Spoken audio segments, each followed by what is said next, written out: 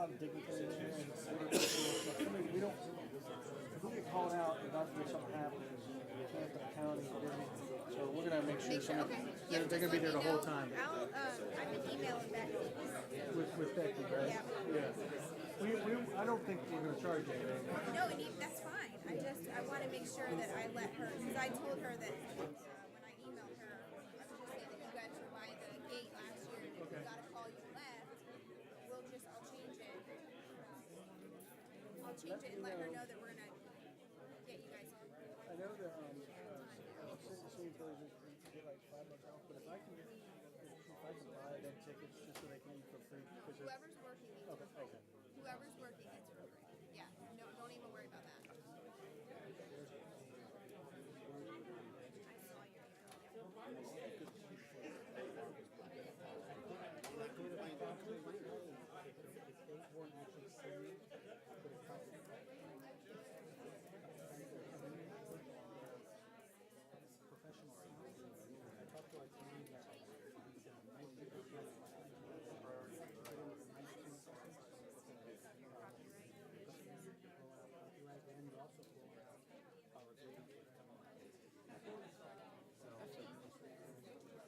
I mean, we did. We actually, Lori and I, with our TV guy, we talked about it.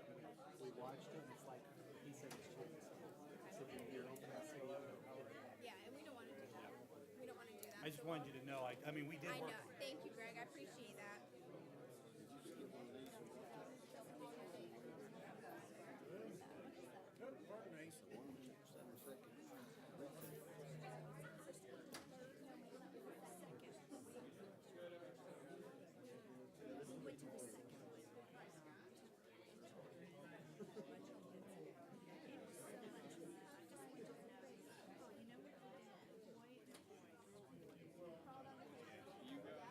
Jumped from caving, and we were for some. They were a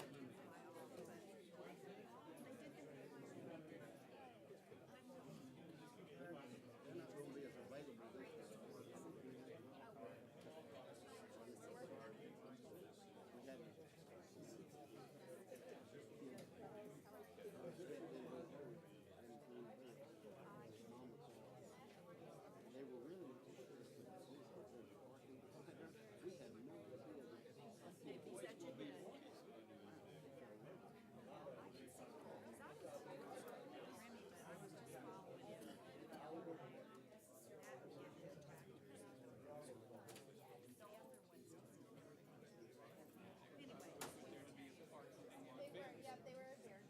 dual purpose.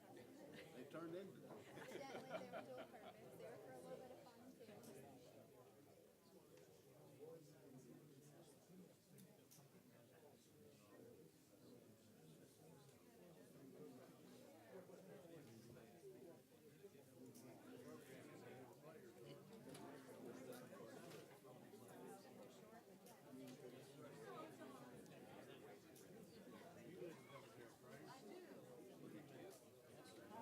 How you doing? How are you? Fine. I love the farm life. Well,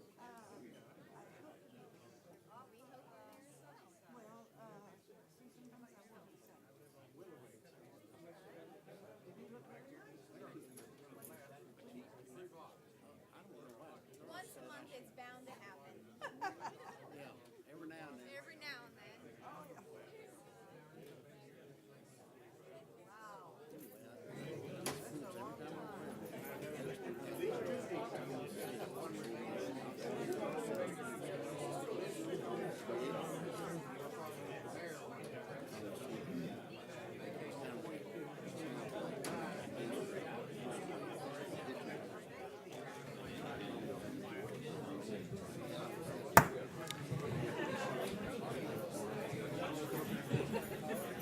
The council meeting of February 6th will come to order. Good evening. Would ask that all electronic devices be turned off or silenced, and if you'd please stand to honor God and country. If you'd bow your heads. Father, we thank you for the professional team that faithfully serves the needs of our citizens day in and day out. We pray your hand of protection on each of them. And we pray comfort and peace for the parents of Michael Kokoski and for those he worked alongside. We mourn the loss of our city planner, Michael Kokoski. Father, be with all in attendance at these proceedings this evening. Lead us that we may act justly, with love of mercy, and that we conduct ourselves humbly in your name. Amen. We will now pledge allegiance to the flag of the United States of America. I pledge allegiance to the flag of the United States of America and to the republic for which it stands, one nation, under God, indivisible, with liberty and justice for all. Thank you. If there are persons wishing to be heard on items not on the agenda, forms are available in the back of the room and can be turned into the city clerk to your right. If Eagle Scout David Taylor would please come forward. This evening, we are presenting a certificate of recognition to Troop 190 Eagle Scout David Taylor. David's Eagle project was to build a campfire ring and benches at a local park in Tampa. He has volunteered with Buddy Baseball for 7 seasons, helping disabled children play baseball. He loves all things military and hopes to someday serve his country. And the certificate that I will be bringing down to you, David, reads as follows. This certificate of recognition is presented to David Taylor, Troop 190 Eagle Scout, in recognition of his outstanding accomplishment of earning the rank of Eagle Scout, the highest advancement in Boy Scouting. Awarded this 6th day of February, 2018. If you would all please join me in celebrating David's accomplishment.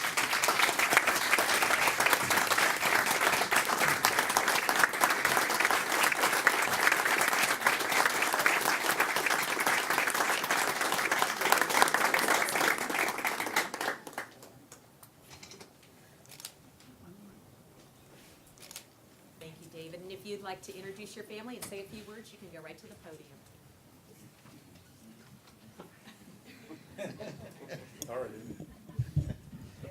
Thank you. Here's my family here, and they've helped me out a lot with my Eagle Scout rank advancement, and I'd like to thank them. And I'd also like to thank the City Council for recognizing this. And I'd love to see more Scouts in Temple Terrace. Thank you.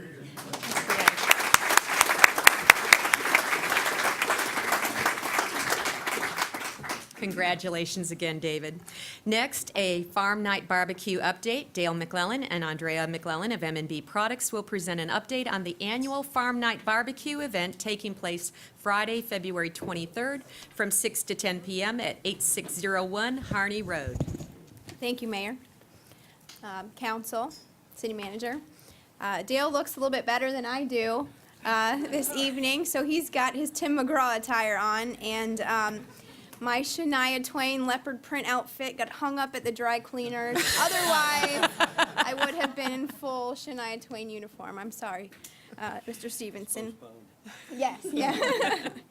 So, M&B Products and the Temple Terrace Masonic Lodge number 330 are proud to host the 3rd annual Farm Night Barbecue again this year. I can't believe this is going to be the 3rd one.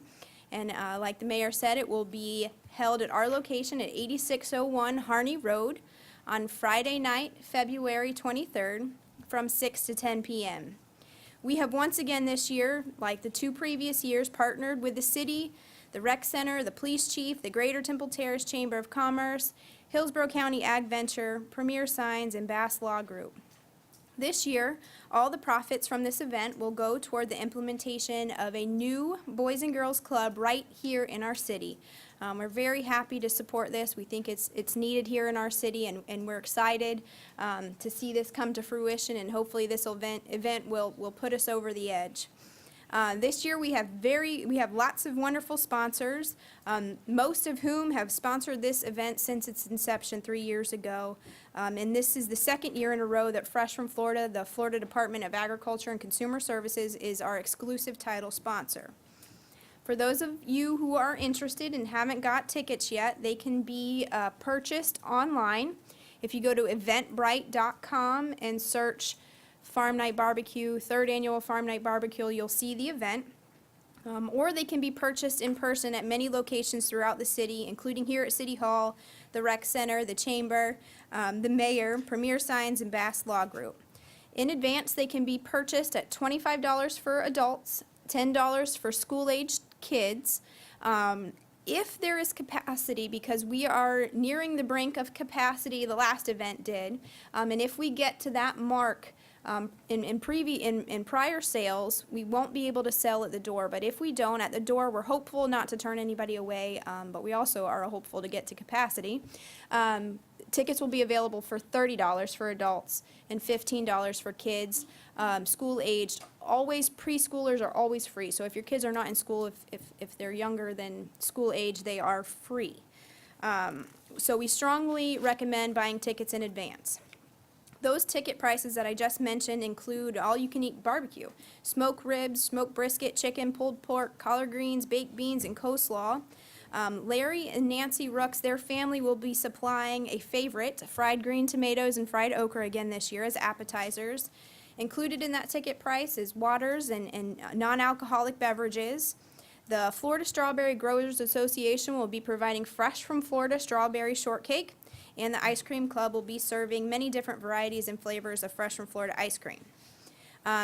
To enhance the profits, we will have beer and wine available for a reasonable price for sale, and that is all sponsored by Pepin Distributing. For entertainment, we have the Boss Hog Band opening for Vegas Country, a tribute to Tim McGraw and Shania Twain. So that kind of goes back to the outfits that Dale is wearing. They are a wonderful group. If I didn't tell you that it was a tribute band, you wouldn't know it. Identical looking and singing to Tim McGraw and Shania Twain. They do it professionally in Vegas, and they're coming to our event to do it this year, and I really think you'll be thoroughly entertained. All of our sponsors and partners will be having booth spaces at the event for you to see what all our community has to offer. There will be farm equipment and big trucks for kids to explore like there has been in the past. Judy Whitson is heading up the children's activities through Hillsborough County Ag Venture again in conjunction with Farm to School, Florida Dairy Farmers Association, and Young Farmers and Ranchers. She has many wonderful agricultural activities planned to engage our children in a fun and educational way throughout the event. We'll have a lodge barn fire, we'll have hay rides, and much more. I have even heard mentioning that we will be auctioning off the chief's hair if a minimum threshold is met. So I hope you all can come out and we can start bidding on shaving and designing the chief's beautiful head of hair. Beautiful lack of hair. It'll be a little bit longer. So we want to put out a special thanks to Jorge, the barber of the Temple Terrace Barber Shop, who will be doing the designing. So we really encourage everyone to please come out and spend an evening on our farm with your entire family. Enjoy the great food and entertainment and activities, all the while helping our community. And don't forget, we encourage you to please buy tickets in advance, either online or in person. And we also are trying to support the Food Checkout Week, sponsored by the Florida Farm Bureau and Young Farmers and Ranchers. So if you think about it, please bring a canned food or non-perishable food item. Drop it at the gate. We'll give you a raffle ticket, and you'll be entered to win a big barbecue basket. So again, please support your community. Come out to Farm Night Barbecue. Have a great time. And let's get a Boys and Girls Club right here in our city. Thank you.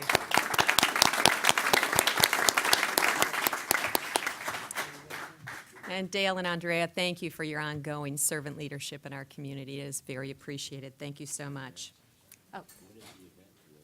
The event is February 23rd, which is a Friday, 6 o'clock to 10 o'clock. And again, you can get tickets.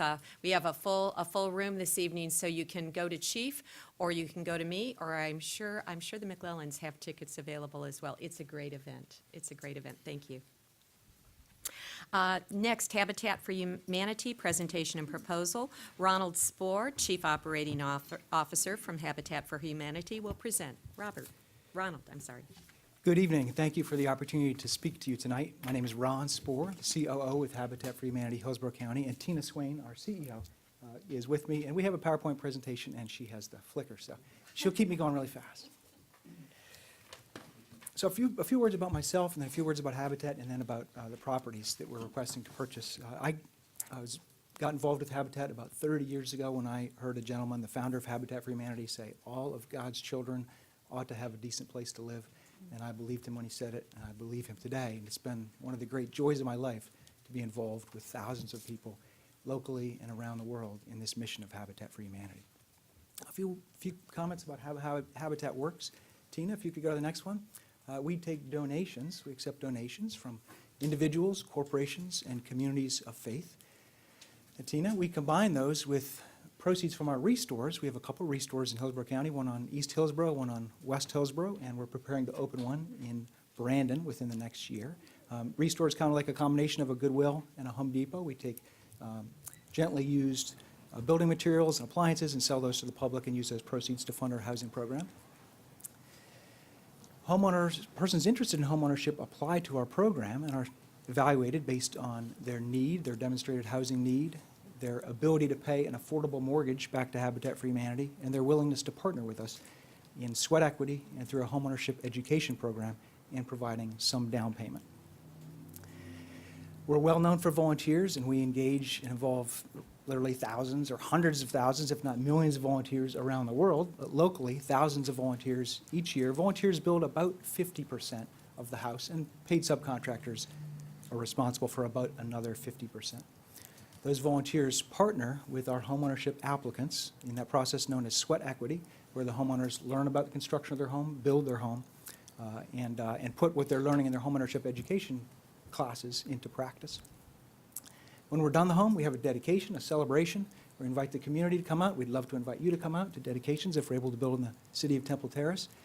And then just after, or approximately at the same time as the dedication, we sell the home to the homeowner candidate family with an affordable mortgage. And those payments, those mortgage proceeds come back to Habitat for Humanity and are really the bedrock of our program, combining those mortgage payments and proceeds with proceeds from our restores and donations from the community allow us to fund our program and grow our program and serve the community. We're interested in purchasing 2 properties from the city of Temple Terrace, 513 Broxburn and 5217 Holland. The city has owned these properties for some time. The Hillsborough County property appraiser has listed their market value at $25,704 and $19,080. Those are the prices that we are proposing to pay for the 2 properties. If we're able to purchase 513 Broxburn, we would propose to build this home on the property. It's 4-bedroom, 2-bath, a single-car garage. Has an aesthetically attractive design, front porch, nice detailing. It would be Energy Star certified, concrete block, stucco, ceramic tile floors, and we have a real commitment to sustainability and also blending a home in accurately, well, within that community. And most of the communities on the street are a wider, kind of a wider footprint, so in this home, we believe would blend in nicely. I have a site plan up, which is very small, but there was a home on this property until about 2010. I think the city got this property through tax foreclosure. The house that was on that property and demoed in 2010, we have designed our home to kind of go in that footprint so that we could preserve 2 very nice live oaks that are on that property, preserve that tree canopy by putting our footprint essentially in the footprint of where that prior house was located. The second property, 5217 Holland Avenue, we would propose to build a home similar to this, again, an attractive design, front porch, attractive detailing, Energy Star certification, a sustainable home. It's sold to a homeowner. I'm suggesting that the revenues to the city from selling these 2 properties to Habitat would be about $44,784. We would pay the closing costs. So initially about $44,784, and then I'm suggesting, based on my guess, my analysis, that the properties would each generate about $2,600 in tax revenue each year, so maybe about $5,200 in revenue coming back to the public through tax revenue each year. In conclusion, I'd like to suggest there's 8 benefits to the city for selling the properties to Habitat. The first, the acquisition revenue, the $44K, which would be as soon as we could buy the properties. The real estate property tax revenue coming back to the city over time, reoccurring revenue over time. The provision of owner-occupied affordable housing in the community. The private investment, essentially we're using private investment, private funds to build the home. Attractive block stucco, sustainable, Energy Star homes. The homes are designed to preserve the tree canopy. We'll work diligently to really have the homes contribute to the community with their aesthetics and landscape. The community participation element, we would invite you and everyone from the community to join with us and volunteer if they'd like. We would actually love for one or both of these homes to be a part of our Women Build program, where hundreds of women from the community sponsor and build homes in really kind of a beautiful atmosphere of camaraderie and outstanding home. It's one of our great programs at Habitat for Humanity here and nationally, the Women Build program. We'd love, since Temple Terrace is such a central location, we'd love to build either both of one of these as a Women Build home. It would be very attractive to people from Hillsborough County, and hopefully many of people in Temple Terrace.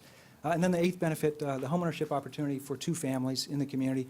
The family that we would like to match with the Broxburn property currently rents in Temple Terrace, and they would love an opportunity to be a homeowner in Temple Terrace. Thank you for your time this evening. Do you have questions for me? Or for Tina, our CEO? If acceptable, I would entertain a motion to allow Habitat for Humanity to purchase two vacant, city-owned residential properties in order to construct two residential homes to use in the HFHHC program. Move to approve. We have a motion and a second. Is there any discussion? Councilman Shalura. Thank you, Madam Mayor. I do have a couple of questions. I see on your notification up here that will there be a provision that the homes are going to be owner occupied? Is that what it says? That is a part of our mortgage documents, yes. Okay. So once that mortgage is satisfied, can they do whatever they want, or? That is correct.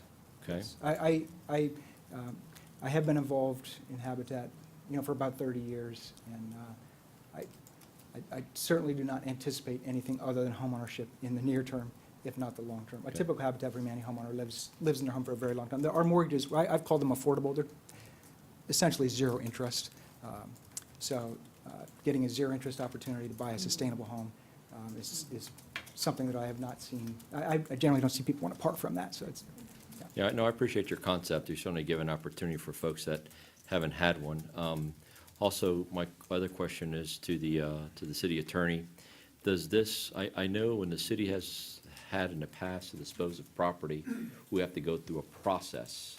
Are we allowed to just sell it outright like this, or does it have to go through a disposal process like they told us we had to do with the redevelopment? Because I haven't heard anything else to the contrary, so I don't want to approve this and then have a, This isn't really considered part of the redevelopment area, and this is an asset that the city owns, so we can dispose of this property and sell it to a willing buyer. okay, thank you. Councilman Mr. Shalura. Chilura, you are correct. That pertains to the CRA and CRA property only. If these were in the CRA, we'd have to go through that, in fact, if we owned them. Okay, thank you. Councilman I just want Gorman. to share my experience. I've been building houses with Habitat for about 20 years. thank you. And in case anybody's wondering, these houses are amazing. I mean, the ones they build now are, what's the designation? Well, they're Energy Star Yeah, certified. and just to give you an idea, the houses are so tight and they're so well built. The supply for the air conditioner is in a vent in the ceiling in the patio. So because they can't get fresh air into the house any other way because the building is so tight. So, and if you sit outside the building on the patio, you can't hear what's going on in the house because it's so tight. And like I said, I've built probably 25 homes with you guys. Thank you. And just because you have volunteers building them, and some of them don't have the building experience I do, they have supervisors there that at least for the weekend, can turn anybody into a carpenter. So don't worry about what the house is going to look like. It's going to be beautiful, and it's going to be well-built, and it's going to be Energy Star compliant, and it's going to be an asset to the city. Thank you, Councilman. Is there any other discussion? Are you ready for the question?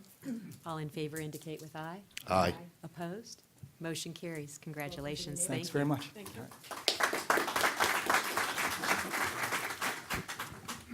Our next order of business is the Hillsborough County Citizens Environmental Advisory Committee appointment. There is a vacancy on the Hillsborough County Citizens Advisory Committee. The city received one application from Kimberly DeFusco. Ms. DeFusco, are you in attendance, and would you like to speak?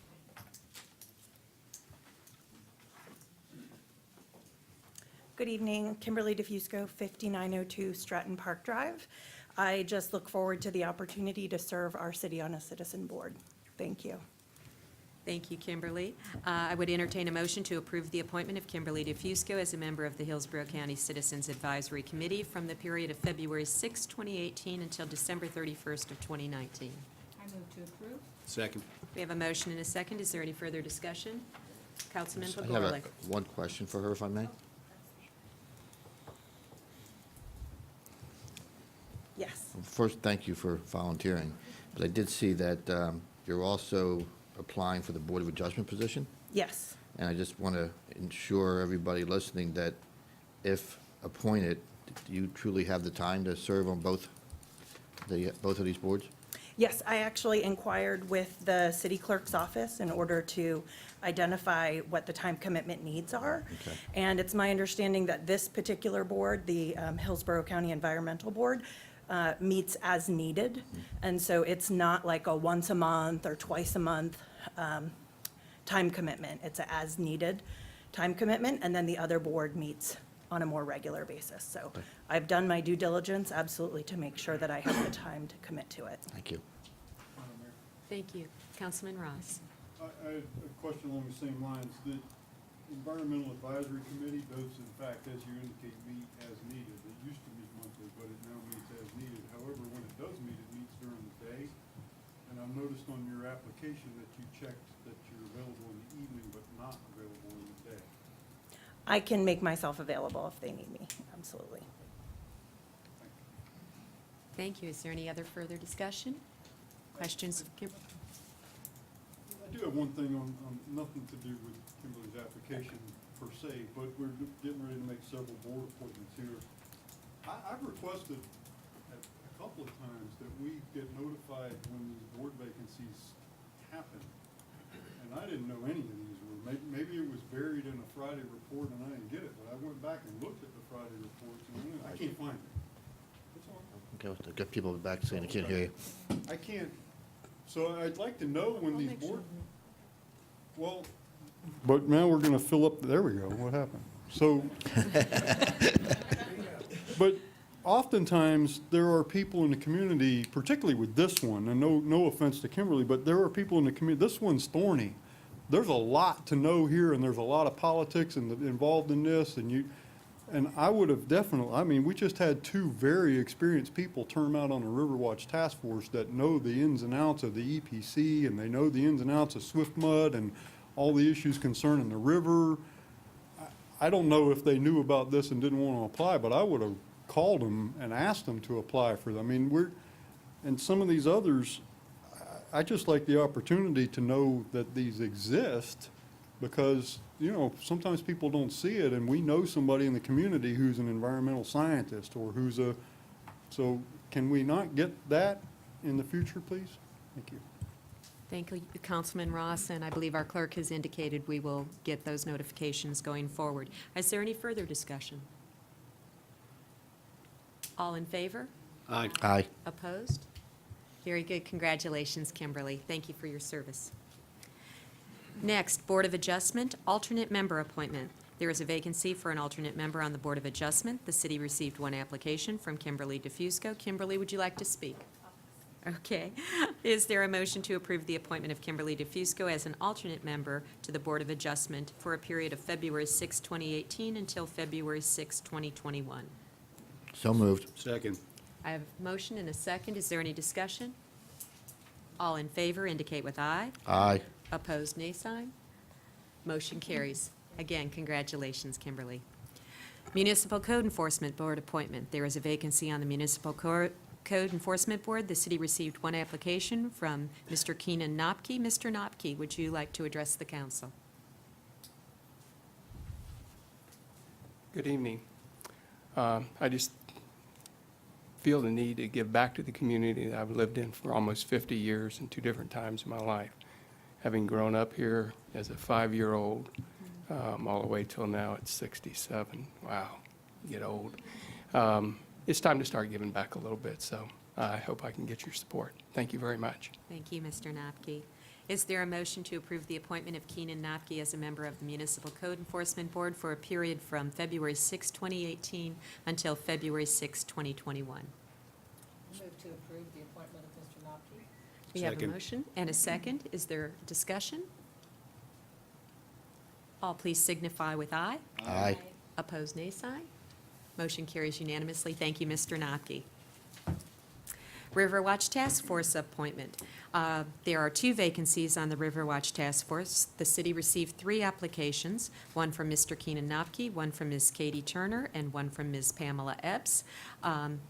If Mr. Nopke, Ms. Turner, or Ms. Epps are present, would you like to speak? I'll pass, since it's already done. Ms. Turner or Ms. Epps, are you present? Okay, I would, council members, you have ballots to vote. If you would cast your ballots and direct them to the city clerk.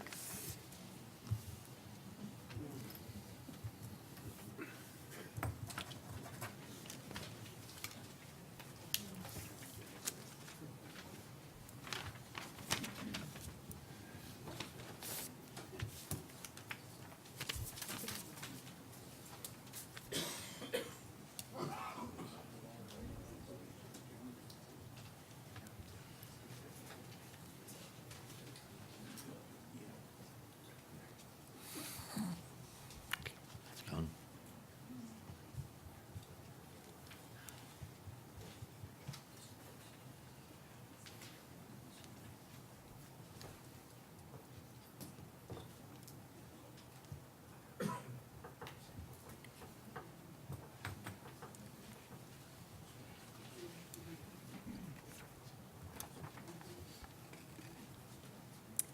Mr. Keenan Nopke and Ms. Katie Turner have received the highest votes. I would request a motion to approve the appointment of Mr. Keenan Nopke and Ms. Katie Turner as members of the Riverwatch Task Force for a period of February 6, 2018 through February 6, 2021. So moved. We have a motion? We have a motion and a second. Any discussion? All in favor signify with aye. Aye. Opposed, nay sign. Congratulations, and thank you for investing your time and talents in our city. Council, if the minutes of January 16th, 2018 are acceptable, would entertain a motion to approve. So moved. Is there a second? Second. Any further discussion on that? All in favor signify with aye. Aye. Opposed, nay sign. Very good. Persons wishing to be heard on items not listed on the agenda, a 3-minute time limit will be imposed on all comments. Individual members of the public who are present in the audience may designate in writing a representative spokesperson to speak on their behalf and thereby relinquish their time to that spokesperson. The spokesperson shall be allowed to speak for 1 minute for each such designation, up to a maximum of 10 minutes. And I do not believe we have any items that are not on the agenda at this point. Is there anyone wishing to address the council on items not on the agenda? Very good. We will move on. Next is a resolution approving the city manager employment agreement. Councilmember Andy Ross will explain. Councilman? Madam Mayor, if I may, can I, before we go into this, could I make a motion that we table this to after the other 2 discussions? I'll make that motion that we table it till after the discussions regarding the club and the refinancing, because they're both pretty big tasks that are assigned to the city manager. I'd like to hear these topics go forth before this, so that's my motion. We have a first and a second. All in favor? Aye. Very good. This will be tabled. Moving forward, a resolution approving an agreement with the Fire Department's Medical Director, Fire Chief Ian Camp, will present.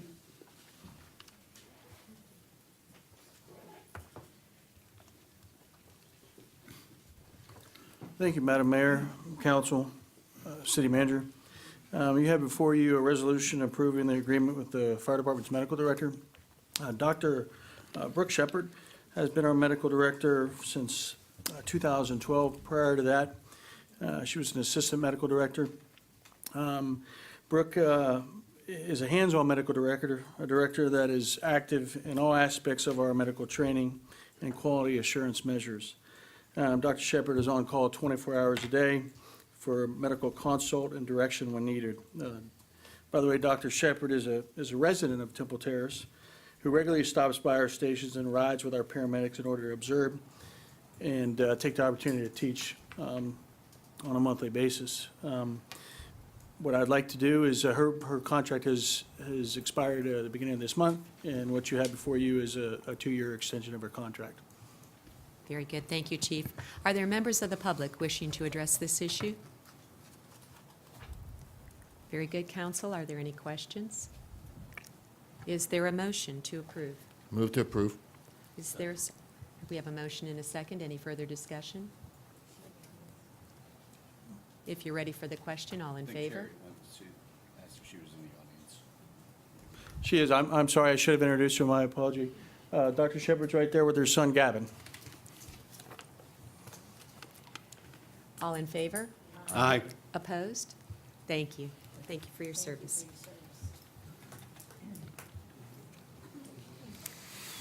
Next, our continued discussion of the business plan formulated for the Temple Terrace Golf and Country Club. Councilmember Pagorlik and City Manager Charles Stevenson will present. Want me to? Thank you. After many months and many discussions and many weekends and many nights, all interested parties, I think we've come to an agreement, and I'm happy to announce I think we have.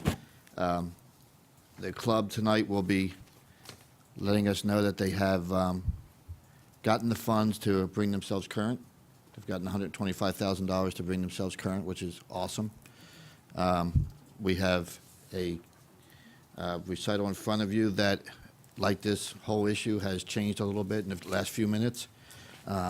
There's really only one sticking point left, and that is the language that our city attorney recommended we put in as to any possible future arrears that may develop and the foreclosure process that would stem from that.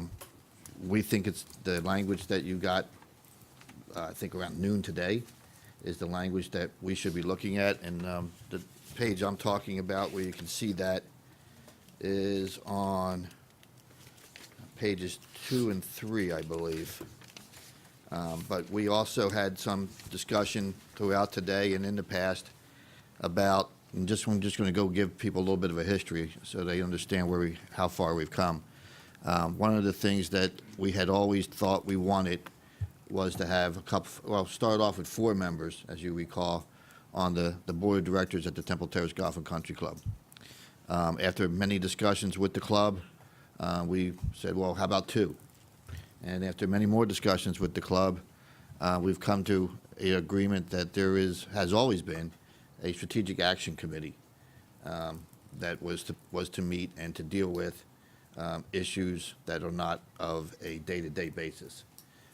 We will recommend to you, and you'll see it in the documents, that we put that strategic action committee into place. The makeup of that is in your documents. Basically, there's members from the board of directors of the club. There's members that would be assigned by city council, and there is a member that is a professional and an expert in the business of golf. And the original discussion was that it would meet quarterly. Because of the urgency and sensitivity of the plan, we have come to an agreement that at least for the next 4 months, we would meet monthly. And then the committee would have a discussion as to whether or not to meet more often or less often as a result of what's happening during those 4 months. We have 2 things we need to do tonight. One is to agree on the reinstatement language and agree on the payment that brings them current. And secondly is to approve and accept the business plan as developed by the club. I would also like to say that, our citizen volunteers are what make this city amazing. They bring their knowledge and their experience to a number of different issues that improve the standard of living for everybody that lives in Temple Terrace, and indirectly improves the bottom line of the city of Temple Terrace fiscally, because we're not paying for that knowledge and experience. These 2 particular citizen volunteers that have worked with me and Charles on this committee with the club are no different. They worked, literally, we worked nights, weekends, Saturdays, Sundays, on the phone, in person, the day after holidays, in order to get to where we are today. And the club did the same thing. Everybody has worked extremely hard over the last since October, to get us where we are today. I think generally, other than, you'll hear some discussion later about that particular language I mentioned earlier, but we have an agreement that is a win-win for everybody, I believe, and through no less effort than our two members of our citizens that are in the audience tonight that worked with me as part of this committee. I would like to personally thank them, and I think everybody in Temple Terrace should give them a hand for the amount of work that they've done in order to get us here tonight. Yeah, actually, I think they're both here, so if you guys wouldn't mind standing up, Don Statz and Gil Sisler.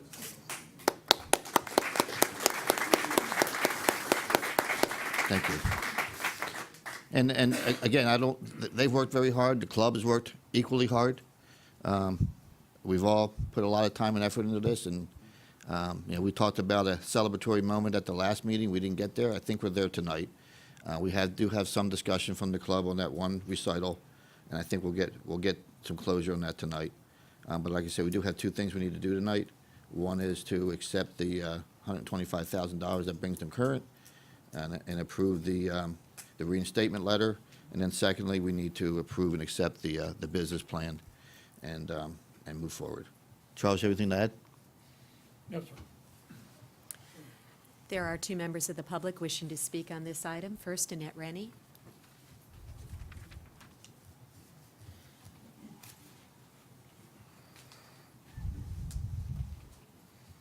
Good evening, Annette Rennie, 9512 Woodland Ridge Drive. At the last council meeting, during the discussion regarding the delinquent monies, council members Boss and Donahue both said, and I quote, "This is the first I've heard of this," when referring to the first and second quarters of 2017 that had not been paid. I was surprised, as other people were who were watching it on TV and in the audience. I'm going to go over a couple of the timelines, and I expect from here on in that you people do your job.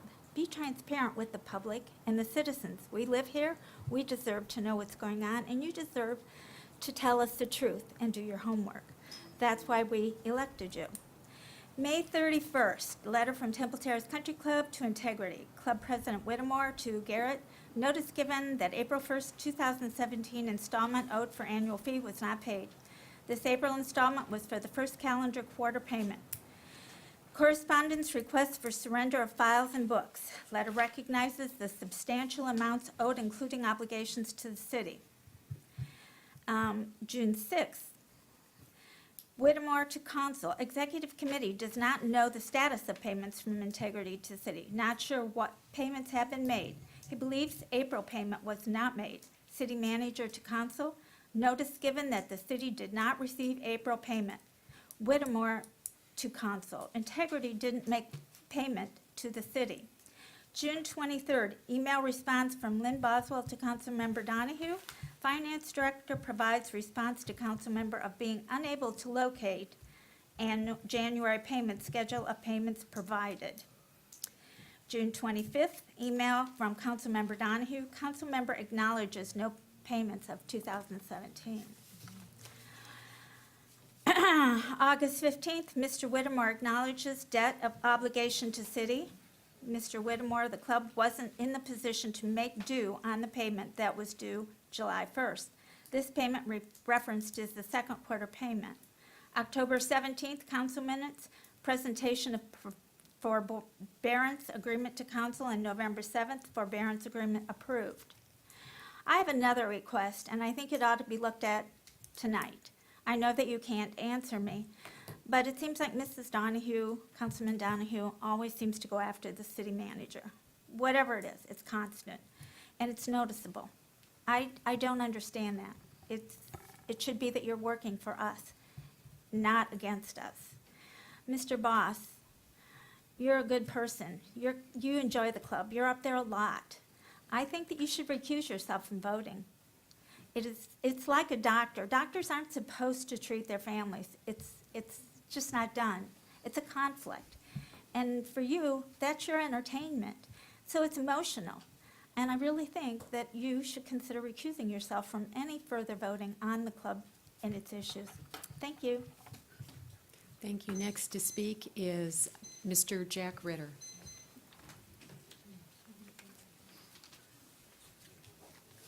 Good evening, Council.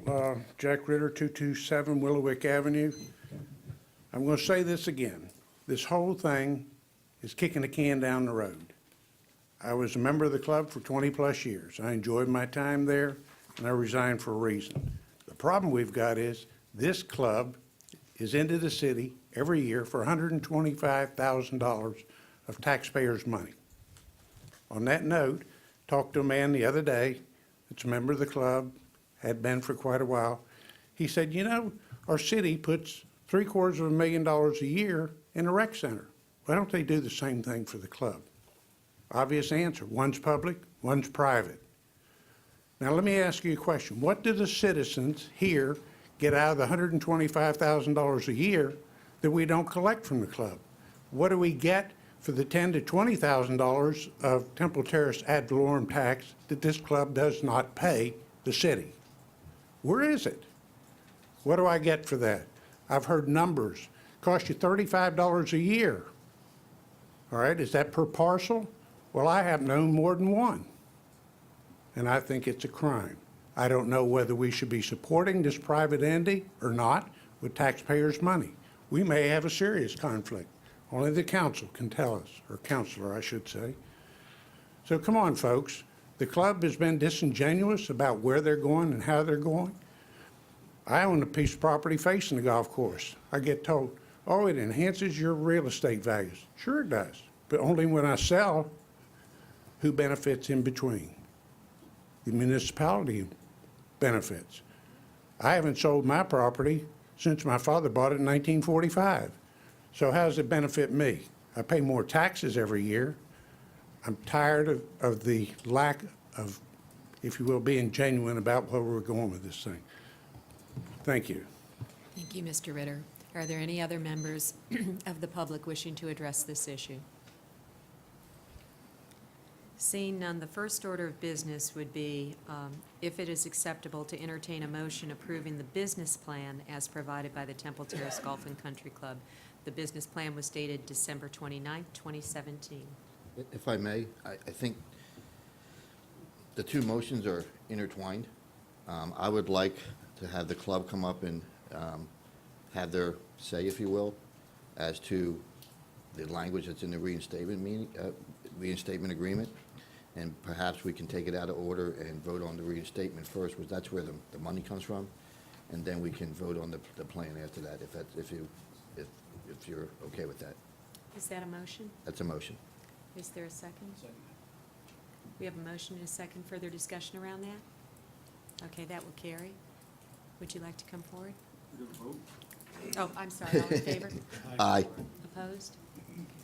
Madam Mayor, while they're doing that, if Mr. Percolich, when he opened up his presentation, he referred to page 2 and 3, and the city clerk needs to keep that in record. So what page 2 and 3 are you talking about? If you look at the recital agreement that you got an email on today. Oh, she didn't get one, so that's what. Okay. She just needed that for her records. That's why I was. Yeah, I can give her my copy at the end. Okay. that's There's all. a reinstatement agreement, loan modification. You actually got two versions of that from Mr. Whittemore. One has language that I believe is the original, and the other one has strike-throughs and red lines. And if you look at page 2 of that red line document, you'll see the whereases that I'm talking about. He's going to refer to them shortly as well, I believe. Is that in the email? It's the email you got from The Mr. email, Whittemore, okay. yeah. The second. Madam Mayor, I just want to make sure we're all looking at the same stuff. I'm looking at the printed copy that was on the dais when I got here, because there was a lot in my emails today. And if we start talking about emails, we're gonna get them out of order and no, but this was on the dais today. Is this what we're looking at? Madam Mayor, if I can clarify this, and we've had a lot of documents flying around here this afternoon and early this morning. The document that you should be looking at is called the reinstatement agreement. loan modification and Fourth Amendment to lease agreement between the city, Temple Terrace, and the Temple Terrace Golf and Country Club. That is in blue text. That is a title that Mr. Whittemore was different than Mr. Whittemore's title, and that was inserted from our city attorney in order to kind of keep all these documents kind of going in the right direction, so. Is that what was printed out? That is the one that you should be looking at with the blue title that says Fourth Amendment to lease. Thank you. Mr. Whittemore. I'm still not sure which one we're talking about. That's not the one that was emailed by Don Whittemore to the city. It's the same one, isn't it? Same document? It is not. Is not. I couldn't tell you what document you're referring to, Mr. Boss. Well, the language is in all the You should've- documents. If you look at the paragraph, or two paragraphs, one paragraph, if you look on page 2, there's a whereas clause. It says, whereas the club and the city recognize at the time of the second lease amendment, the need to create a permanent strategic advisory committee. That's one where I think we have some agreement on. Now, if you go to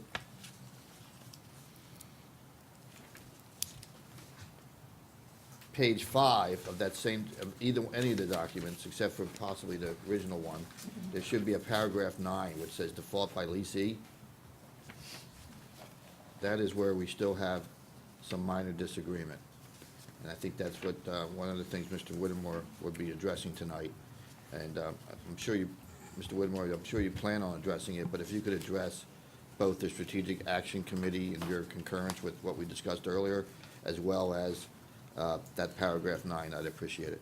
Okay, that's all I was looking Yeah. for. What Yeah. we were looking at, whether it was the one that Mr. Whittemore had emailed to us or whether it was the one in Yeah, front of us. the language So differences. that's the language difference is basically section 9. Yes. Okay, thank you. Well, there, Well, there's some other little ones. yeah. And Mr. Whittemore, we will be, the council has in front of us is the Fourth Amendment that was received. So the late afternoon email that you sent, we do not have copies of. So we are referring to our Fourth Amendment, just in case there are questions. If you have both documents, you'll know what we're looking at. Mr. Whittemore. All right. Thank you, Madam Mayor, Council, Don Whittemore, 1303 North River Hills, Temple Terrace. I want to say at the outset that I have been a resident of this city since 1968. My father sat on this council. I think he was in your chair, Mr. Pogorlich. The club and the city have been sisters for 70-plus years. I've said that repeatedly. I want to restate it again tonight. This is never intended to be adversarial. Somehow it has become that, and that's very, very disappointing to me. I'm very disappointed to hear that one of our former members thinks that I'm disingenuous, because since June last year, I have devoted, along with my committee members and many of our members, countless hours that interfered with my professional living, has been very stressful, because I'm trying to save this club and I'm trying to save this city by doing so. It is a joint effort. It is not an us versus we, us versus you. It's not the city against the club. Yes, we have some formal legal relationships. We're a debtor, the city's our creditor. We understand that. We've never denied it. We're the tenant, you're the landlord. We've never denied that. All we have ever done is try to work so that we could work together to keep this 70-year relationship going. We were dealt a very severe blow last June when Integrity abruptly terminated. I'm not going to refute the residents' quotes of what I may have said in a letter or what I may have said in front of this council without the transcripts and my letter in front of me. But I will tell you what's in my heart. We didn't know what Integrity had done or not. They controlled this situation through their own bank accounts. And as I said to the council last meeting, the club turned over our dues that we collected to Integrity. Integrity used their own accounts to pay all the bills. They're Integrity's bills. As it relates to the city's debt, it was a joint obligation.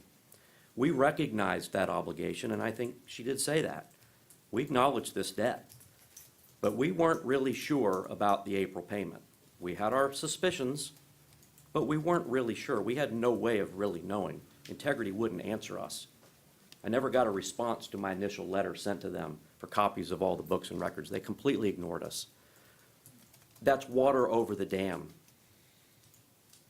Members of council, we have worked our tails off, and members of our club have stepped forward and contributed, four in particular, have contributed a substantial amount of money to bring this debt current. So please don't be persuaded that the city is funding this club to $125,000 a year, because for many years, that debt obligation was paid. And I'm here to hand a check to the city tonight of $125,000 that will bring us current. And we have a business plan that is very well done from a professional across the state of Florida that's been in the golf industry for 30 years, and we believe it's going to work. And our members are very enthusiastic about this business plan. Everyone is excited. We want to get this situation behind us so we can move to the next stage. With that backdrop, I want to give a little bit of history about the document and where we are tonight on it. When we first raised the money to bring the debt current in the amount that we thought was due, I drafted a reinstatement agreement. I sent it to Charles on January 11th. At the council meeting shortly thereafter, it was discovered that these payments weren't made. The suspicion that we'd had about the April payment was confirmed. The January payment that we didn't know about, the meeting was postponed, tabled. We've investigated. We agree. The April payment wasn't made. The January payment wasn't made. Mr. Pogorlich and his group came to us and said, you got to pay $125,000. And by gosh, we've raised the money to do that. Now, the only change to the agreement that I made from the first one that was sent was we changed the amount of the reinstatement. It went from $93,000 to $125,000 to reflect the payment that we're going to make. The only other real change was just to reflect the fact that those payments were due and owing. Very minor changes. At our conference call this past Friday morning, we confirmed with Mr. Schisler and with Mr. Nertney, one of the officers of the club, what the precise resulting principal balance owed on the debt is after credit for the $125,000. And so I revised the agreement again. Very minor change in what we had sent several weeks back. Today at noon, well, let me back up. I got a revision, I believe, Monday morning from Mr. Stevenson, which included the language about the Strategic Action Committee, and we were in agreement on that. Our suggestion and our counter proposal to the request that we have additional representatives from the city on our board of directors was because we believed that that created a serious legal conflict of interest. Members of boards of directors owe fiduciary duties to the boards on which they sit. And we felt that by definition, if the city council appointed other persons, particularly non-members, to our board of directors, there would be an inherent conflict of interest. I don't know whether that made the day or not, but we ultimately agreed that we would effectively fall back to the Second Amendment to lease, which created a Strategic Action Committee. That Strategic Action Committee was supposed to meet quarterly, review the club's business plan, make recommendations to the board. And we said, why don't we go back to that? And that's fine. So the revised draft I got from Mr. Stevenson, I believe Monday morning, had a reference to that, which was no problem. It made a change in the makeup of the committee, which we had no problem with, but it said they'll meet monthly. And we went round and round. We thought that was a little bit too onerous. I know you haven't had a chance to look at your emails, but I explained all the reasons why we thought that monthly meetings were onerous. We already have monthly board meetings. There's a little overlap of the committees versus the board. We thought it was too much. We have agreed shortly before this evening that what we would do is we would insert a clause that says we will have monthly meetings for 4 months, starting in March, after which the committee would then decide the frequency of further meetings. So we have agreed on that point. I received another change today at noon.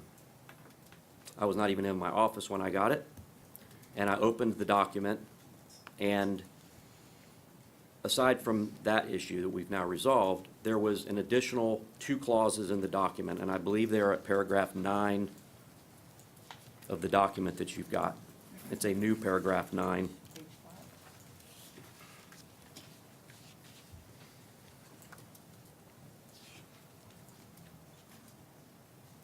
It says default by the lessee. I saw this language for the first time today at a luncheon, where I couldn't focus very clearly.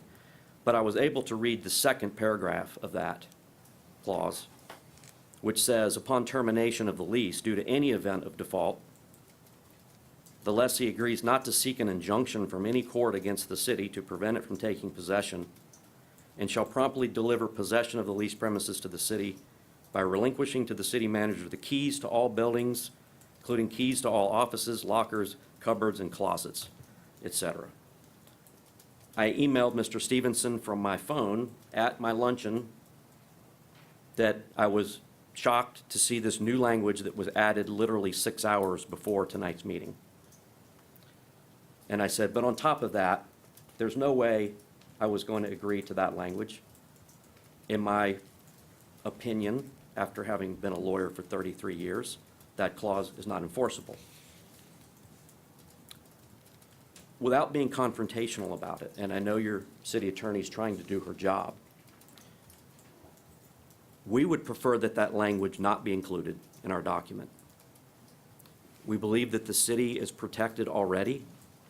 We have a series of loan documents that were drafted by your prior council, very well-respected law firm. We have a series of lease documents that were previously negotiated and drafted by council, all of which have full default provisions in them already.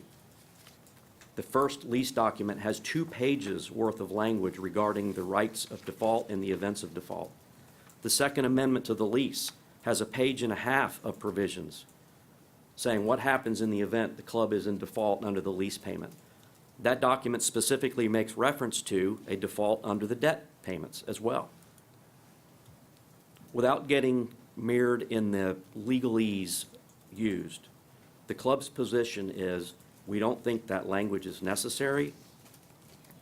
There are sufficient default remedies already in our documents, and we would respectfully request that we proceed forward with the reinstatement agreement that on all other terms are agreed to, except for that one provision.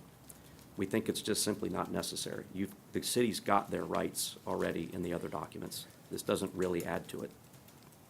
I'm happy to answer any questions, but that's the club's position. I have the signed reinstatement agreement that contains every word of the document you're looking at, with the exception of the paragraph 9, and with the exception of some language regarding a true-up, and I think that we're in agreement on that, Mr. Pogorlich, too, that that language wasn't necessary because it incorrectly made reference to the date of when we would pay the true-up. And just so for council's edification, the true-up is effectively the difference between the $125,000 debt payment each year and 5% of the gross revenues of the club. Because our debt agreement, as restructured when Integrity came in, said that our debt payment was the greater of those two. So we pay $125,000 in our quarterly payments, and to the extent the percentage of our gross receipts or gross revenues exceeds that, then we pay this true up. The language that I have in my document that I have signed is identical, virtually identical to the debt documents that everyone agreed to, including the council back several years ago when Integrity came in. The only change is it removes all references to Integrity. It removes all references to the operating agreement that the club and the city and Integrity signed. So with those changes, I have signed this agreement, ladies and gentlemen. I have a check written on my law firm's trust account, which I can assure you is good, for $125,000. The club is ready to go and ready to put this default behind us.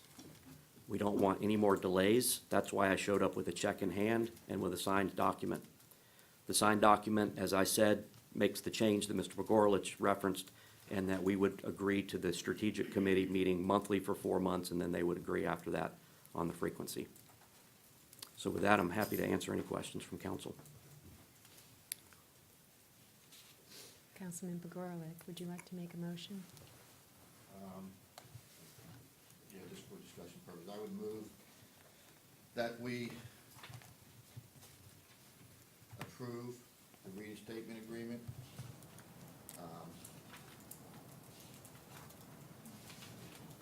Not sure how to go with this because. We should have discussion. I think we should, yeah, can we have some discussion before we make a motion? Because what I don't want to do is make a, can't hear me. Can you hear me now? What I don't want to do is make a motion that doesn't go anywhere, and I'd like to hear where council's going. The big item obviously is paragraph 9. So I'd like to hear some words from council as to where they want to go with that before any other motion is made, so we can have just one motion and get this done with, rather than have a motion that fails and then have to make another motion. Okay. So, and just so council understands, the intent of that paragraph 9 was, and Mr. Whittem was right, there is all kinds of language in all the documents that delineates our rights and remedies for default. The language in paragraph 9, the intent of that language was to essentially speed up the default, for lack of any other technical term, so that we wouldn't have to go through what we have in the past and, go through 4 months of legalese and documents and letter writing, that there would be a agreement that they would just hand over the keys. That's the intent of that paragraph. Without that paragraph, we are still covered, but we have to go through all the processes that we've gone through in the past. Councilman Donahue. I want everybody to envision a balloon that's floating in this room, and it weighs 3,113,694.16 pounds or dollars, whatever you want to go with. That is the elephant in the room, and no matter what happens tonight, if we don't agree, and if we don't sign this contract tonight, they go out of business and we get that debt back with no hope of paying it. So that's why if you assume that I'm all in favor of the club and that I have prejudices against the club because I'm a social member, well, you may think that if you want, but I'm looking at that balloon. And there's an emoji out there, I won't describe what it looks like, but personally, that's the way I look at it. Is that is floating out there, and it's not going to go away if we go nuclear. This paragraph 9, to me, says, we think we like your plan, but we're not sure if we think you can pull it off. I agree with you, Mr. Whittemore, that the contract says in every way possible that we are protected and that you have to live up to your agreement. It says it multiple times. So for me, I have 2 problems with this addition. First of all, I didn't get it until noon, and then I didn't see, some of these things I still haven't seen, but I'm okay to write them in. It's all right, the changes have been made, I understand. But I would like for us to strike this whole paragraph, because it really changes the tenor of what we're saying, which is that, we say we believe in your business plan and we support all the people who have come out and all those who have rallied and raised money. But the next time you even blink, we're taking the keys and that's it. Okay, there's no option. They don't want to go through this any more than we do. So I have a problem with paragraph 9. I also have a question about the advisory committee. I want to make sure that whoever sits on this committee goes through the same procedures to be on an advisory committee for city council that we just put Ms. DeFusco through and Mr. Nopke through, that we know who the applicants are, and that once they are appointed by us, that they live under the sunshine laws, okay? That's very important to me, because I find that to be perhaps lacking in what we've had going forward. We didn't have it in place, so it's not that it wasn't being done right. I'm not accusing anyone of that. It's just that it wasn't in place to be a true advisory committee. So I don't think that's part of this agreement, but I just want to throw that out there and say that that's very important to me. So again, remember what's floating over our heads. Right now, you are planning on paying us back. You're going to work hard, you're trying hard, people who are here trying very hard to do that. And we obviously, thank you for your work, Mr. Pogorlich, Mr. Stevenson, Mr. Schisler, Mr. Stats. Thank you for everybody who did all this, but it's time for us to let them move on and do what their business plan says that they're going to do. Thank you. And stop hanging on to these last-minute tripwires. Thank you, Councilman Donahue. Councilman Boss. I'm going to agree with Councilmember Donahue that, I'm going to agree with the makeup of the advisory committee and those amendments and changes there. That seems perfectly acceptable for them to go ahead and make a decision. I also agree with Councilmember Donahue that when we appoint people to a committee or people serve in our committee, even as volunteers, the council should be appointing them if they're going to be representing council. Should not be appointed without council approval to go ahead and represent the city. So if we do have someone, I hope it comes to a vote of council to put people on the committee, regardless of how hard they work. When I look at Section 9, which was added, again, late today, we seem to be putting up another hurdle at the end of the track meet, right in front of everybody, before they knew it was there. I look at the agreement from the meeting on the 16th, the reinstatement agreement and loan and lease modification agreement. That was there, ready to be done that evening. The only difference was, or the only difference that was even brought up was the payment issues. That Section 9 is not in there. It wasn't even addressed or discussed in the 16th meeting. So if it didn't get addressed and discussed back then, doesn't seem it should be here now, and it's just putting another hurdle in the way at the last minute that kind of binds council and everybody else involved in this from getting this situation done and taken care of. So everything else I'm in agreement with. I'm certainly sure the city would like to get $125,000. I'm certainly sure our citizens would. You know, I'm not necessarily sure all the citizens who are members of the club who are paying that $62,000 that Integrity didn't pay twice are happy, but they're stepping up to do it, even though they've already paid that and Integrity has more or less swindled them out of that money, but they're paying it again to go ahead and bring us current.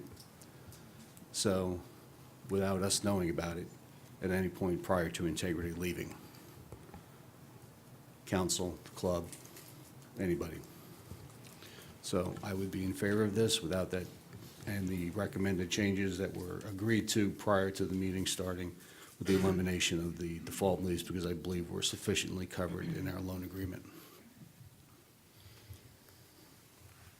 So if acceptable, would entertain a motion approving the business plan as provided by the Temple Terrace Golf and Country Club. That business plan was dated December 29, 2017, along with the reinstatement agreement that is striking paragraph 9.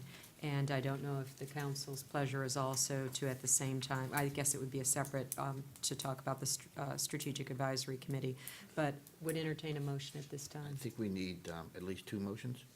One to approve the reinstatement agreement, if it's council's pleasure to strike paragraph 9, and then a separate motion approving and accepting the business plan. Business plan should be first. If Okay. acceptable, would entertain a motion approving the business plan as provided. So moved. Second. Is there any further discussion? If I may, I'd like to have one or both of our citizen volunteers to come up and give you their 2 cents, if you will, on the business plan. I think, Well, we already made the motion. and I second it. I know, but So, They're gonna explain it after I made the motion? well, they're not going to explain it. You read it. You know what it says, but I think that their insights as to their thoughts on this would be helpful to the entire board. Well, I withdraw my motion then, because I don't know what's gonna be said. I'll make it again after. I withdraw the motion. Okay, so we have a motion, we do not have a second. Is there a second? No, he made the motion. Oh, you made the I think he's, Okay, so If there, we're gonna have them come up, I'll Yeah. just hear what they have to say, and then I'll make the motion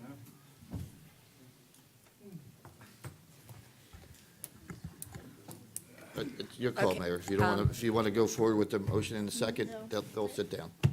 I just thought it'd be beneficial for council to hear their thoughts, because they've had a lot more opportunity to. Doesn't hurt to withdraw the motion. okay, if there's no motion, there's no action to be taken, and we'll go on to the next item. I need a motion from this council. There's been ample discussion. I need a motion to move forward. We'll move forward. They'll sit down. They won't say anything. Well, I'll make, then, if Danny wants, if he won't make the motion to approve the strategic plan, I will, but, you know, Okay, so there is a motion to approve the strategic plan, business plan Yes. of the Temple Terrace Country Club. Is there a second? We have a first and a second. Is there further discussion? Would it, during further discussion, would it be okay to have them come up, or is it just council discussion? I'll do whatever you tell me to do.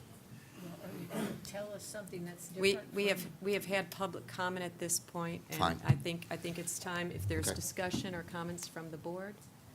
That's fine. If there are none, My only question is, as long as nothing's changed in the business plan, it is the business plan that was dated Right, December 29th, exactly. 2017. right. Nothing has changed. I just thought that their insights might Thank be you. helpful to you, but that's fine. We have a first, we have a second. Is there any further discussion? All in favor, please indicate with aye. Aye. Opposed? Business plan is approved. Next, if acceptable, would entertain a motion approving the reinstatement agreement, and I believe there is desire among council, as we've listened to comment, to have paragraph 9 striked. Is there a motion? so moved. Second. We have a Madam Mayor, I do have a comment once you're Yes, ready. Councilman Chilura. I'd like to know, what was the thought process? We have a committee in place, and obviously, this had to be something that was approved by the committee.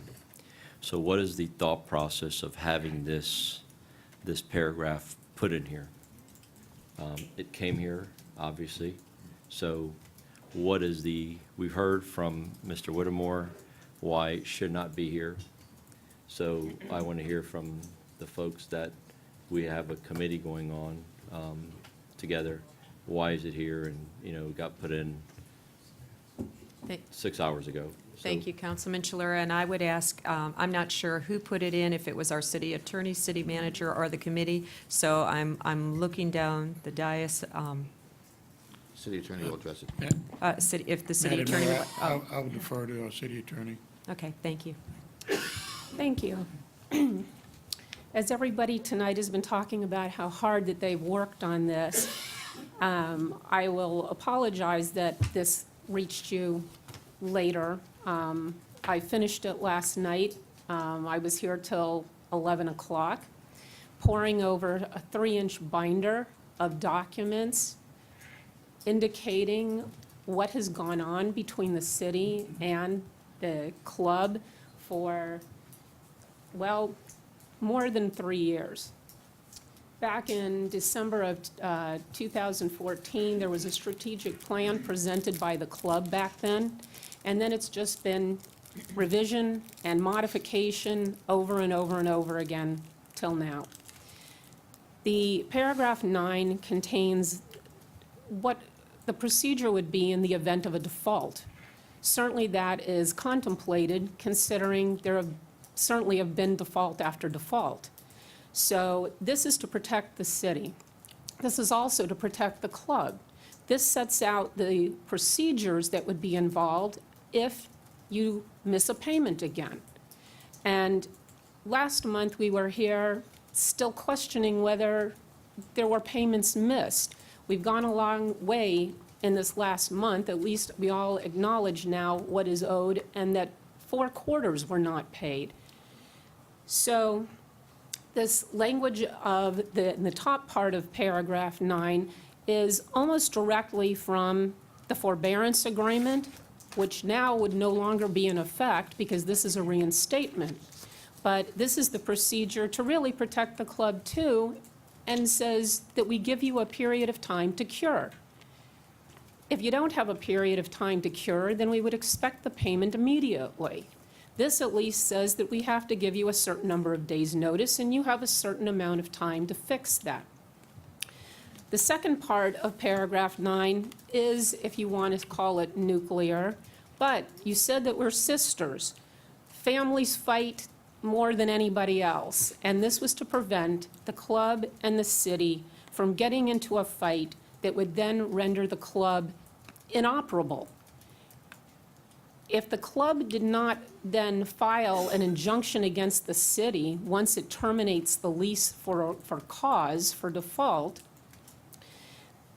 the city could essentially continue on operating the club without a great delay in between.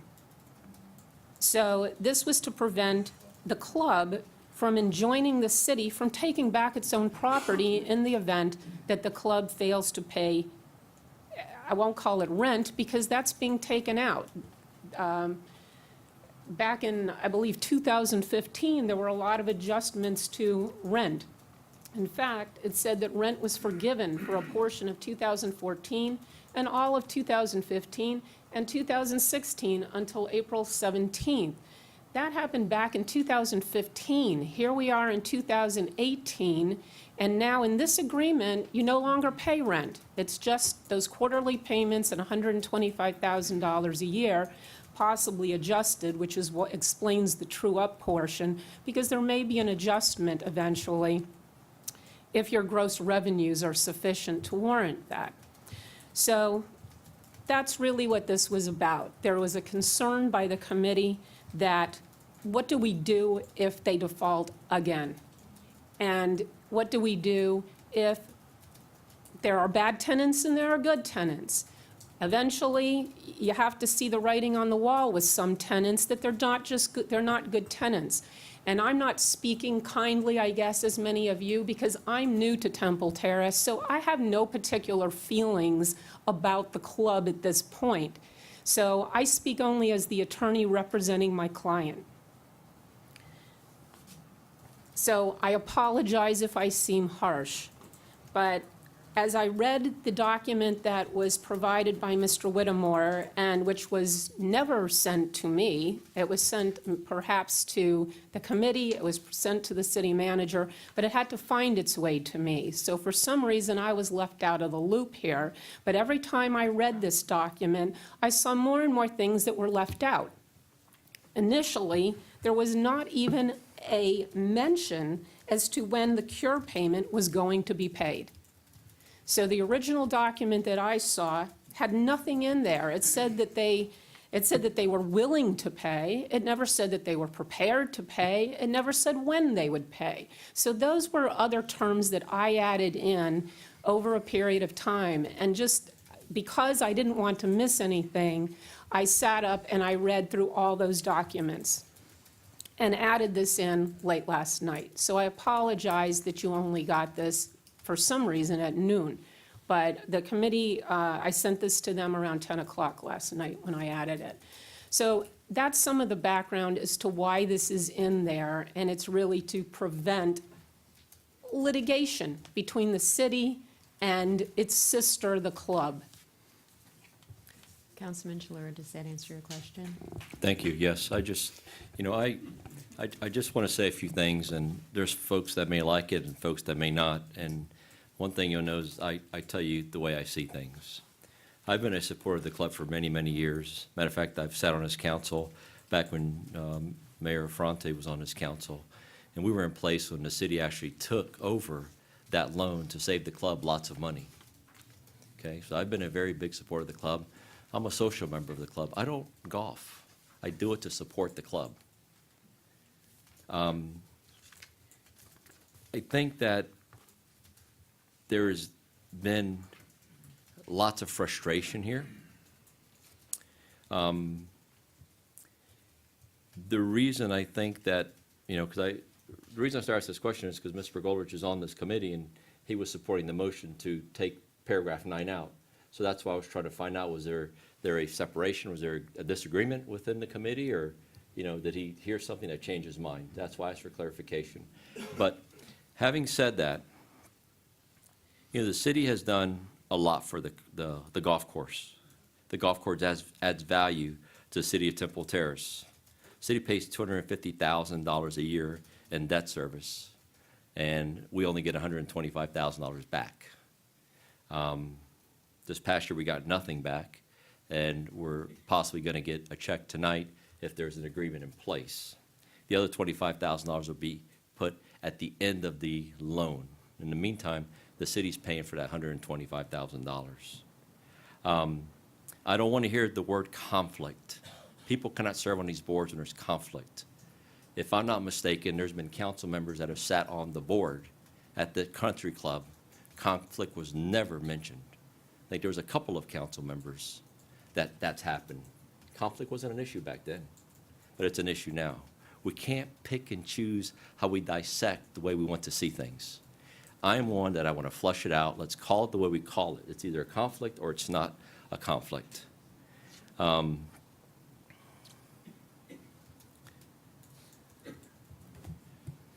We say that we should not have any agreements in this. 9 should not be in there because there's already stipulations and clauses in this agreement that give us full protection. I disagree with that. One of the provisions is that if there's a default, the city can appoint board members. When the city made the suggestion to appoint 4 board members, the committee from the country club raised holy havoc. That's not going to happen. Well, that's what the default condition says. It's in the existing condition. So to tell me that, okay, 9's not warranted because there's provisions that cover all this, it's not true. Maybe it is true, but we'll fight it out in court. My job is to represent the entire community, country club members and citizens of Temple Terrace. I don't like to sit here and have this discussion, but the truth is the truth. That's why I'm sitting here listening to stuff last week when folks said, never heard of we owed money. I asked the city clerk, I said, we talked about this. She looked at the minutes while everybody was sitting here talking. It was June of 2017 that numerous folks mentioned it. So, you know, I just want to have a very transparent discussion and have the facts before us. Let's not pick and choose when we use conditions and when we don't use conditions. We either use them across the board or we don't use them. But that's where I think that there is some flaws in the existing agreement. It's there. Enforce it. How are you going to enforce it? See you in court. Because when the default took place, the club didn't say, yes, we're in default. What do you guys want to do? So I want to work with the club. Mr. Nertney will tell you, when Integrity came in town, he'd call me at 10 o'clock at night, and we'd have discussions to work with the club and keep it afloat. I don't want to shut it down, because if we shut it down, Temple Terrace won't be the same. But we got to work together and talk together and not pick and choose when we want to use certain conditions. That's where my frustration's at, and that's why I wanted to just take that off my chest, because if this agreement 9 is not utilized, and I had nothing to do with this agreement, just so you guys know, I saw it today when you saw it. I questioned too, so why didn't this pop up a couple of days ago and now? Okay, so I sit here and tell you I had never seen this agreement before when everybody else saw it. But if there are default conditions, we try to trigger some of those default conditions with severe resistance. And I wasn't on the committee, but we got feedback from the committee members saying, oh, no, they don't want 4 members, they don't want 2 members, but they'll form this little committee thing, we could be on that.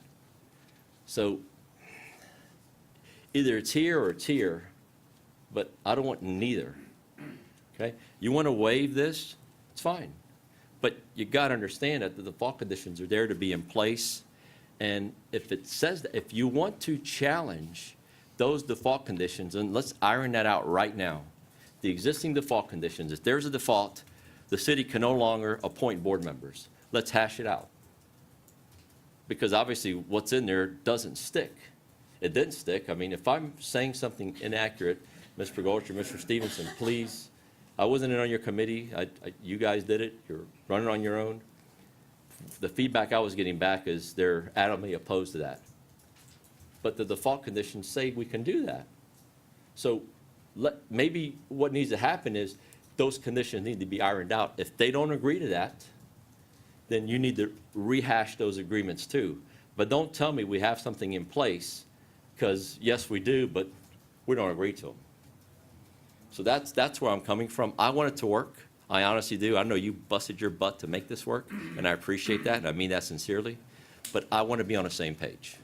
That's all I'm asking, is for us to be on the same page and talk from, the same direction. I don't want to speak from different directions. Thank you. Councilman Pagorlik.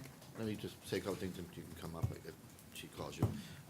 Couple things. I seconded the motion so that we could have this conversation. Secondly, the language that currently exists as to replacing board members, I think, is squishy. It says we can do it, doesn't tell us how we can do it, doesn't say we can demand to do it, it says we can tell them that they need to replace board members. Doesn't even say that we can replace board members with the people we want on the board. Just says you can replace board members. That they are, and they, quite frankly, they are replacing board members in March. Is that the right date, Don? Yeah, in March. So you're right. I think there's some language in there as it relates to that particular issue that is a little bit squishy. We did ask for 4 members on the board. We settled with this Strategic Action Committee. The council will be appointing whoever sits on the Strategic Action Committee, as long as the right people are appointed, and we have these monthly meetings. I think it will work. As far as my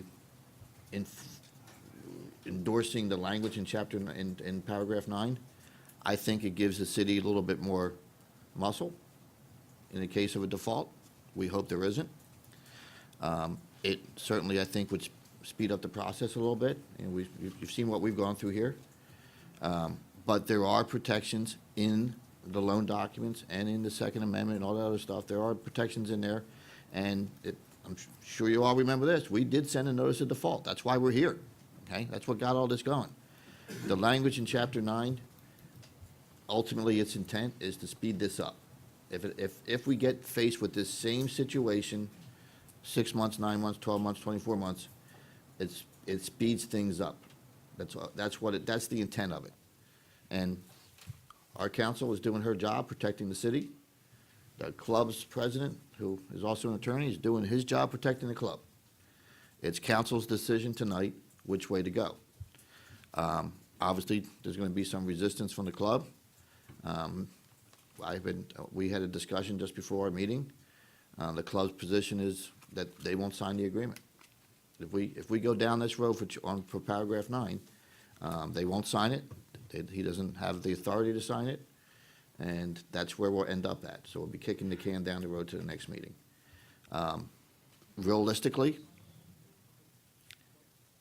we are so close to a deal. We are getting $125,000. If they default, I don't think there's any coming back from the next default. I think they would have, they've got people that have come in and taken money out of their pockets to make this work. So if there ever was incentive to make it work, I think now's the time. Quite frankly, I would hate to see this entire deal go down the drain because it's paragraph 9. And I think, again, there's enough people that have enough skin in the game from the club side of things that they are going to do everything they can to not ever be in default. It's not perfect. Yeah, I would love to see them sign it, okay? But, when I saw it written, first thing I said is if I was on their side, I wouldn't sign it. Okay, because, from theoretically, there's an agreement already in place that says what we're supposed to do in the case of foreclosure. And in the club's mind, I'm sure that they're thinking, they give us $175,000, they're current. If they go into default again, the clock starts all over. That's the way they're looking at it. So if you're asking for my suggestion, I suggest we move forward It's not perfect. I would love to see Chapter 9 in place, or Paragraph 9 in place. Absent Paragraph 9 doesn't mean we're not protected. It just means we have to go through this song and dance all over again if something should happen. And I don't want to have to do that, but again, I don't think, you get a point in time where it's, you know, everybody wants to win, okay? So, and nobody more than I. But I've learned a long time ago that the best deal that I've made is the one where everybody goes home a little bit upset. And I think that's where we are tonight.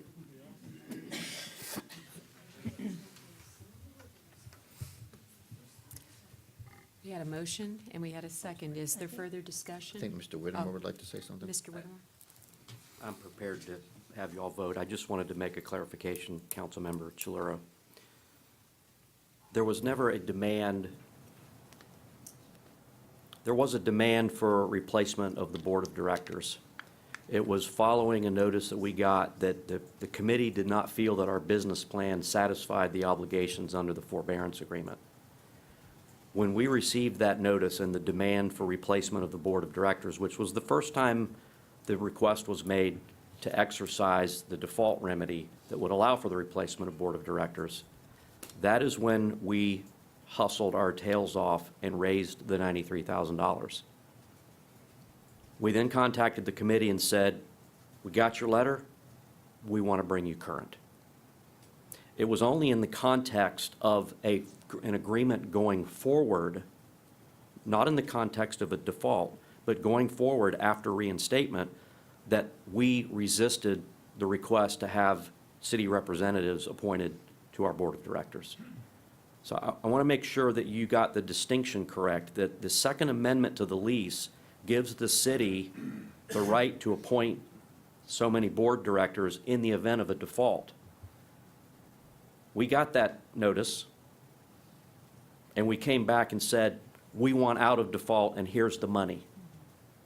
And on a going forward basis, yes, we do resist having people on our board. We think it's a conflict of interest. Mr. Bogorlich asks, you know, what does that provision mean? How would it be enforced? I'm going to speculate and tell you that we would get a notice the next time that we replace our board or certain members. We would resist. You guys would file a lawsuit against the club to terminate the lease, to take possession, and you'd file an emergency motion for a receivership. And a circuit judge would decide whether a receivership would be in the best interest of preserving the property as opposed to the club management.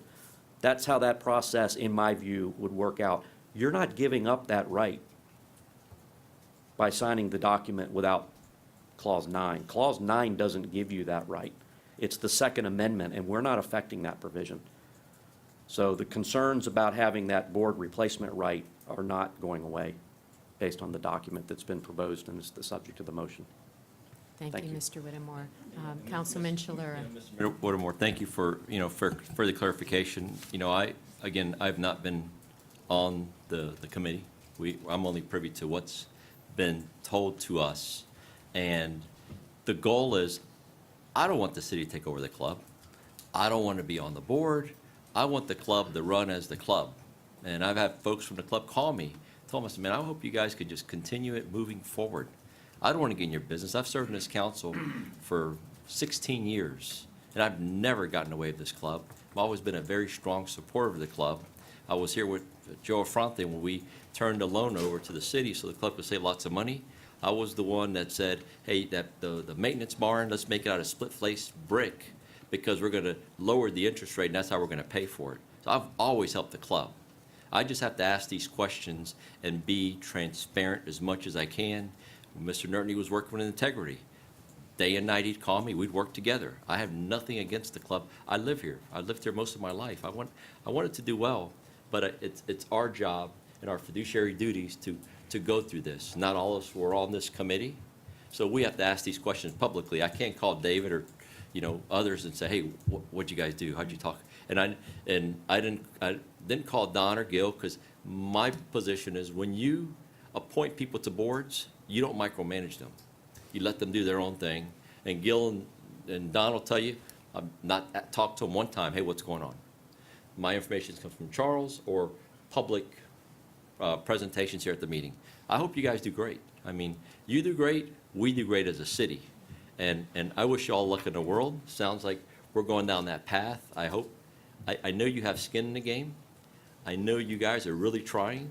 You hired the consultant, there's a new general manager. I mean, I get lots of emails saying you guys have different events going on, a heck of a lot more than before. Something's changed, and it looks like it's changed for the better. So that gives me a lot of hope, and I feel like it's going in the right direction, and there's certainly skin in the game, and there's buy-in.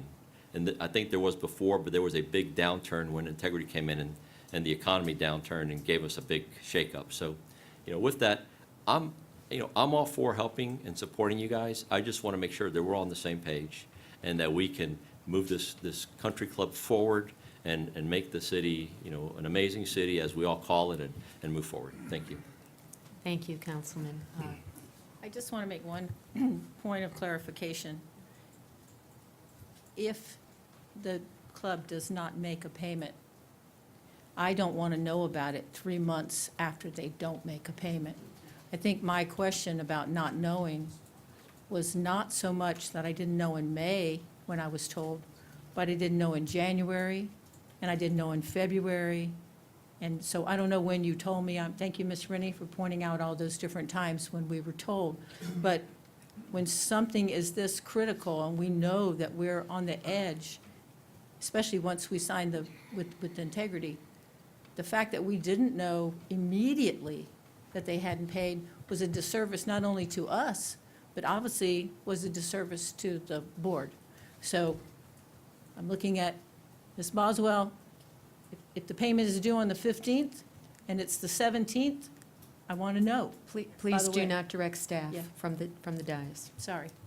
Okay, so that's my point, is we need to know immediately so that we don't, as you say, go down the road and there's confusion as to who knows what. So I just would appreciate that, and thank you. If I may.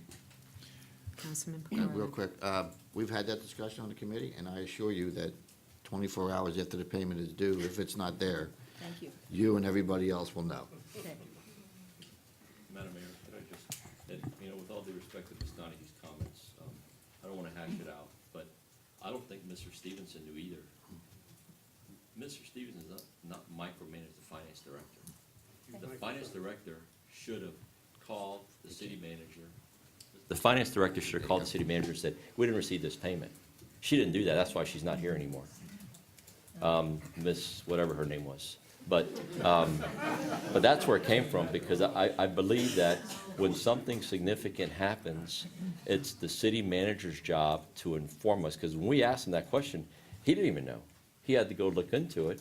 And at that point, we still had the other finance director, and then when they got it together. But they didn't know at that point, because they had to research it. And we had you actually went after him at that meeting. And he looked into it and came back to us, and they researched and said, we did not receive the payment. So I just want to, I don't think he knew and just didn't tell us.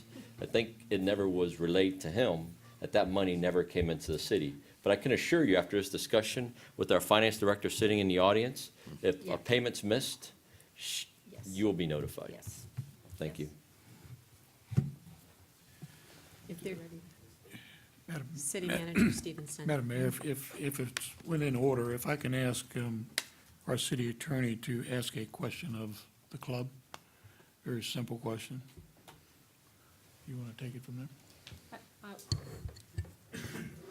With regard to paragraph 9, my suggestion, and I'm asking you whether you're willing to agree, to leave the first part of paragraph 9 in and remove the second part. To me, the second part is the teeth, but the first part is simply the procedure and notification of the default and giving you an opportunity to cure.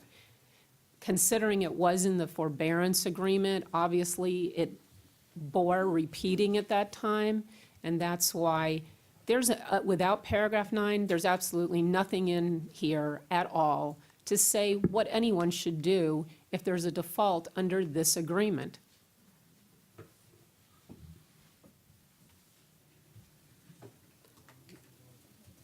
This agreement is simply an amendment of our loan documents and of the lease documents.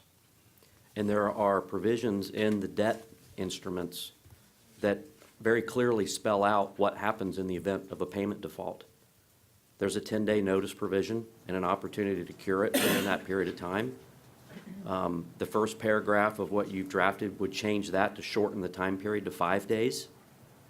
And so as I said earlier tonight, and I don't honestly think it is necessary. Those provisions and spelling out what the rights and the obligations and the notices are all in the underlying documents. This doesn't really create a new agreement as much as it does acknowledge the existing default, accepts the cure of the payments that have not been made, and acknowledges that the loan is reinstated, the lease is reinstated, the default no longer exists, and we move on. And we really fall back to the original loan and lease documents to define the rights of the parties. So I don't look at this as a new document that needs new provisions to address a default under this document. The default would be under the lease as amended and under the debt instruments as amended. And it's troublesome to me to have to try to negotiate a legal document in a public forum. I mean, as you know, would normally be a phone call between the lawyers, and you try to work out the language. I got this language at noon today at a luncheon. I had other client obligations this afternoon. I've not sat, I've read it, but to go through the kind of thought and analysis that I would need to do to say, okay, I agree, I haven't had a chance to do that. And I would hope that the council would recognize that here we are, weeks removed from the first time that we were supposed to get this resolved. We don't want to extend this anymore. We want to pay the city. We don't want to have to come back at the next council meeting and go back and try to rework language so we're all in agreement. So I would say the direct answer to the question is I'm not willing to agree to that first paragraph tonight. Thank you, Mr. Whittemore. We have a motion and a second. Is there any further discussion?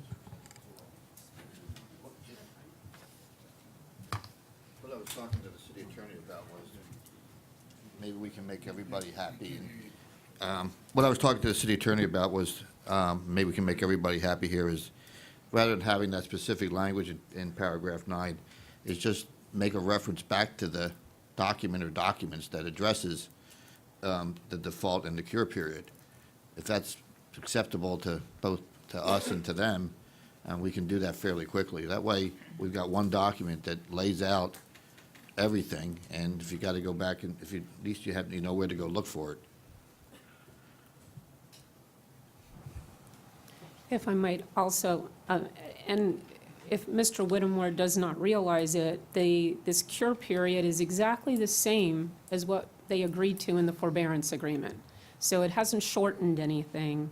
Also, this includes something that wasn't in the other ones. This includes that one of the default events would be not creating and participating in the Strategic Advisory Committee. That was required of them in a previous agreement that they made, and yet never did it. So this now includes that as an element of possible default. So that's what's different, and that's what's the same. But certainly, we can just go back to where we were prior to the forbearance agreement and rely on what's in there. Isn't that what the motion says? We have a first and a second motion. I believe I heard a possible amended motion coming from Mr. Pogorelic. Well, yeah, I just want to, I don't want to have a document here that we're going to say, well, we got to push it down to the next meeting, and we leave here like we did last week. Okay, so I don't want to do that. But so I'm trying to find a way that if we just simply refer back to the document that addresses the default and the cure, and we add that one sentence about the Strategic Operating Committee, I think we can all walk out of here okay, but not happy. And I don't. Mr. Pogorelic, with all due respect, the lease was written a number of years ago. It has been amended 3 times. The debt instruments were written years ago. They have been amended multiple times. It's confusing. To lawyers, they understand when you're looking at an amendment and you're trying to figure out what provisions control, you look back at the prior documents. I would submit to you that it is unnecessary legally to make reference to documents that are already acknowledged to be part of our agreement. This reinstatement agreement recites that the parties are parties to a debt instrument dated such and such, as amended by that document dated such and such, et cetera, et cetera. It says the same thing about the lease. It recites all of those prior agreements. At the end of the document, there's a clause that we lawyers call an integration clause. And it basically says, this agreement and all of these other agreements represent the entire agreement, and there aren't any other verbal or oral agreements outside of the documents that we've defined. We want to get this over with. The city is protected. It's legally unnecessary to make references back to provisions that are in effect and in place. I'm not asking that we go and redraft again. I'm asking that the motion be granted and approved as made, and that is go with the document without paragraph 9 as we've agreed, together with the Strategic Action Committee. Thank you, Mr. Whittemore. Is there further discussion from the council? We have a motion and a second. We've had discussion. Are you ready for the question? All in favor signify with aye. Aye. Nay? No nays. Motion carries unanimously. Thank you. There is one more item on this. If acceptable, would entertain a motion assigning 2 members to the Strategic Advisory Committee of the club, and I believe we're looking at them to follow the same procedure as all of our committee assignments. Is someone willing to make that motion? Before we do, I'm lost in the shuttle here. Did we have the motion on accepting the business plan? Yes, we Okay. did, and it was passed. Okay. I'll make the motion, but I don't think we need to make those appointments tonight. No. The first But we can put meeting. the process Yeah, in place. okay. Move forward with the assignment of the members of the Strategic Action Committee to work with the club. No, need to add Right. that it's be done in the same manner as appointment to our other advisory boards. So that it's not just an appointment, it's an actual application process exactly like we have with our other advisory So you want somebody to boards. fill out an actual form? Yeah, I want them Okay, to fill out a that's fine. form, go So through that exactly. in the manner in which we would normally Yeah. hire somebody for the Board of Adjustment or the Or Code appoint someone. Enforcement. Yeah, not hire, Or appoint. appoint somebody, yeah. We have a motion. Do we have a second? Second. We have a motion and a second. Is there further discussion? All in favor indicate with aye. Aye. Aye. Opposed, nay. Motion carries. Thank you very much.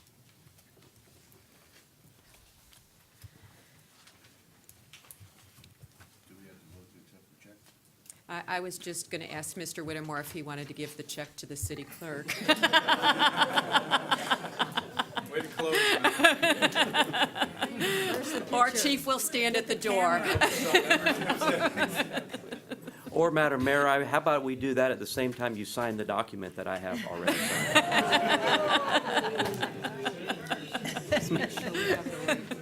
I don't know how much longer we have on the agenda tonight. I would prefer to get this over with so we can walk out of here all happy, but if I need to drive down here in the morning and meet with Mr. Stevenson and give him the check and have him sign the document since it's been approved, I'm happy to do that.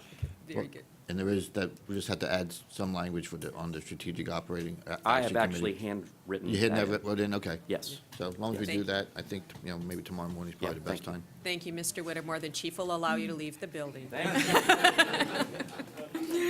Our next item is the refinancing of the redevelopment note with PNC Bank. Financial advisor Jay Glover will present.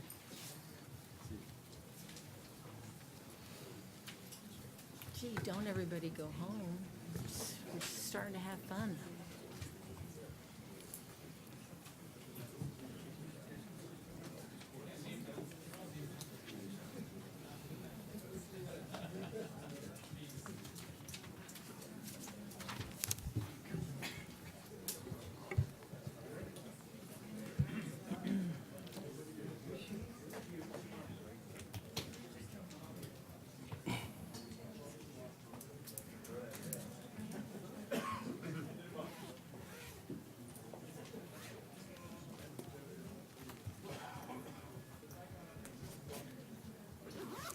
All right, Mr. Glover.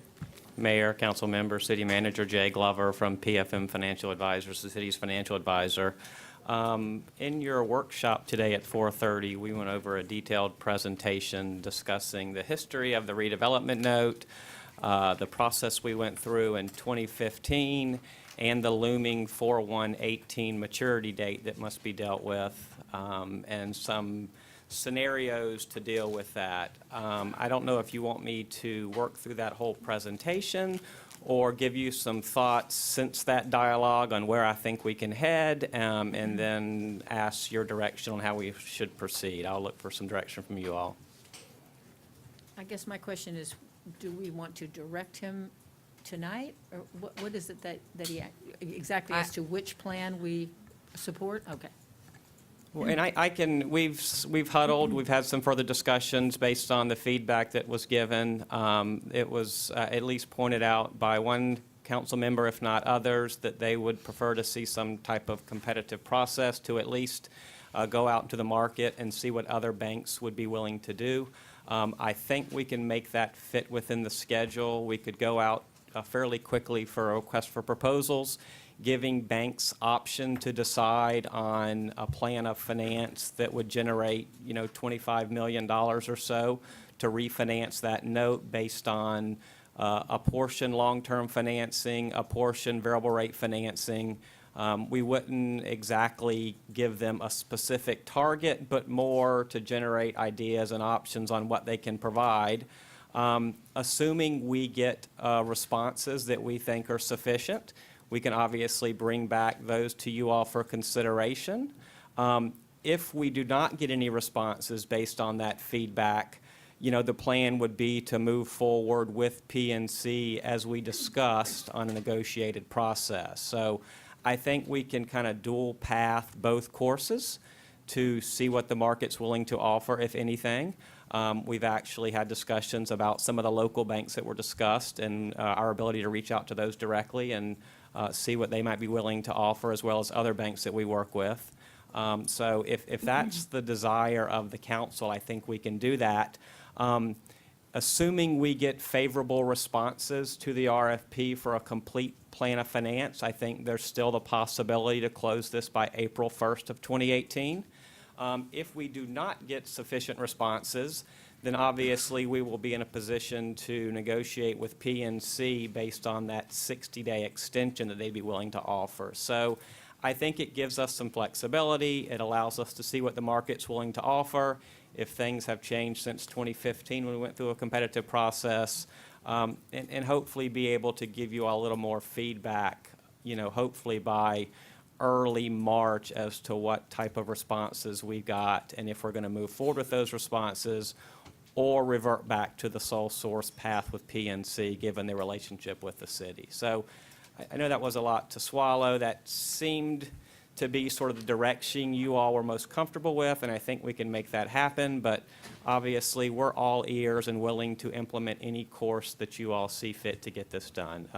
Our sole job, our sole hope is to get the city the best deal and hopefully deal with at least a portion of this loan on a permanent basis, so we don't have to obviously continue to rehash this and, more importantly, continue to pay out-of-pocket expenses to deal with this. So, that's the ultimate goal, and I'm here to listen to any suggestions you all might have.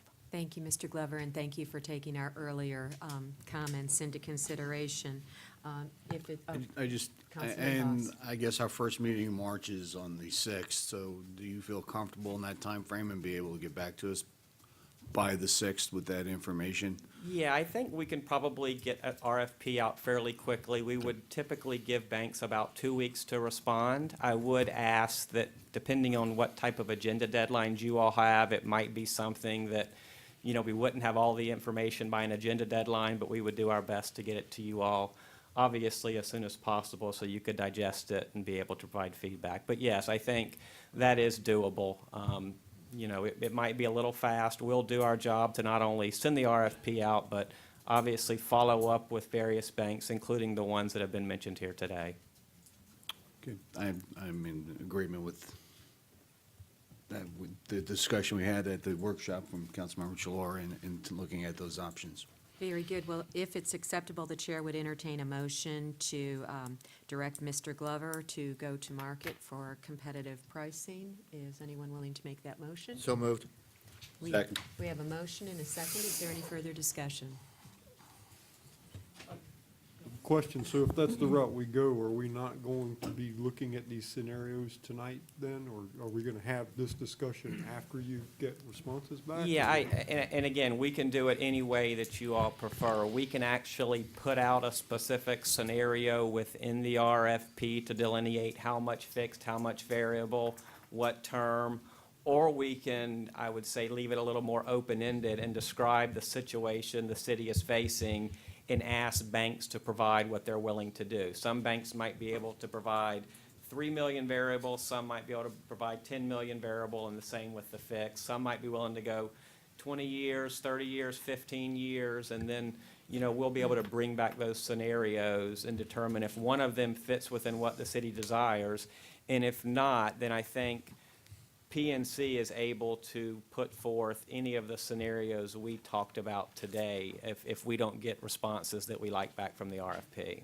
So having heard you say that, it seems to me like it'd be kind of a waste of our time to go through these scenarios tonight. Because if you put it out there and see what comes back, then we talk about, if we do this tonight, it may be moot anyway. I think coming into the meeting today, we were looking for direction on a scenario. I think based on the feedback, we need to go out to the market and see what the institutions are willing to do.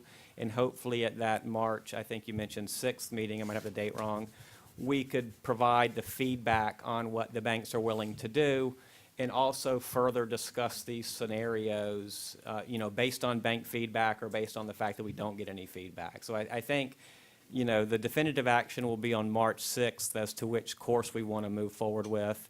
And then hopefully, depending on that, we either meet the April 1 deadline or have the extension until June 1. Very good. Thank you, Mr. Glover. We have a motion. We have a second. Is there any further discussion? I just have a question. Will we discuss this in a workshop like we did today first, or do you already have something, seems like you already have something on the calendar in the workshop, for a workshop? I would ask council what directions you want to give us. We can certainly, if we go out and get a feel for what, I'm sorry, if we can go out to the market and see what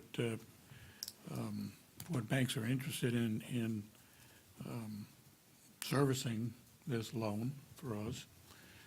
I don't know that we need another workshop. We can Okay. certainly bring it back to council as an agenda item and ask for direction as far as one of these scenarios or based on what information these banks give us as far as their interest.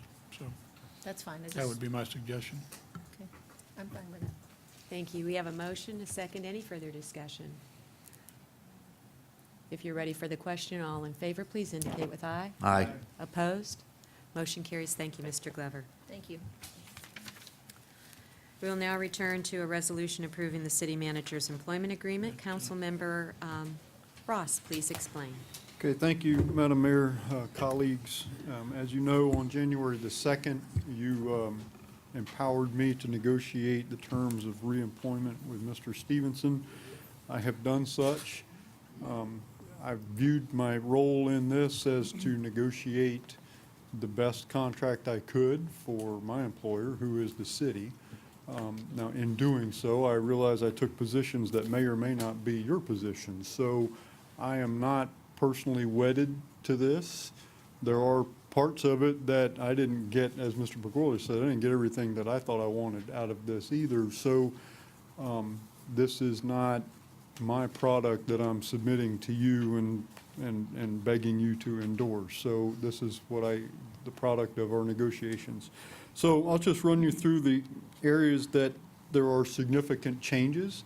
We did minor language cleanup changes all throughout the document, but I want to draw your attention to the areas that are of substance. Sections 9 and 3 involve the term and the residency of the city manager. Mr. Stevenson is not at this time agreeable to relocating his residence to the city of Temple Terrace. I know that's going to be a topic of discussion. I, in turn, while I heard a lot of comment from the public and I respect those positions, I did some research. The city of Tampa requires all of it, all the way down to the director level. Everybody's got to live within the city of Tampa, the city council members, the directors, everybody. Plant City does not. Hillsborough County does. Of course, there's a little bigger geography.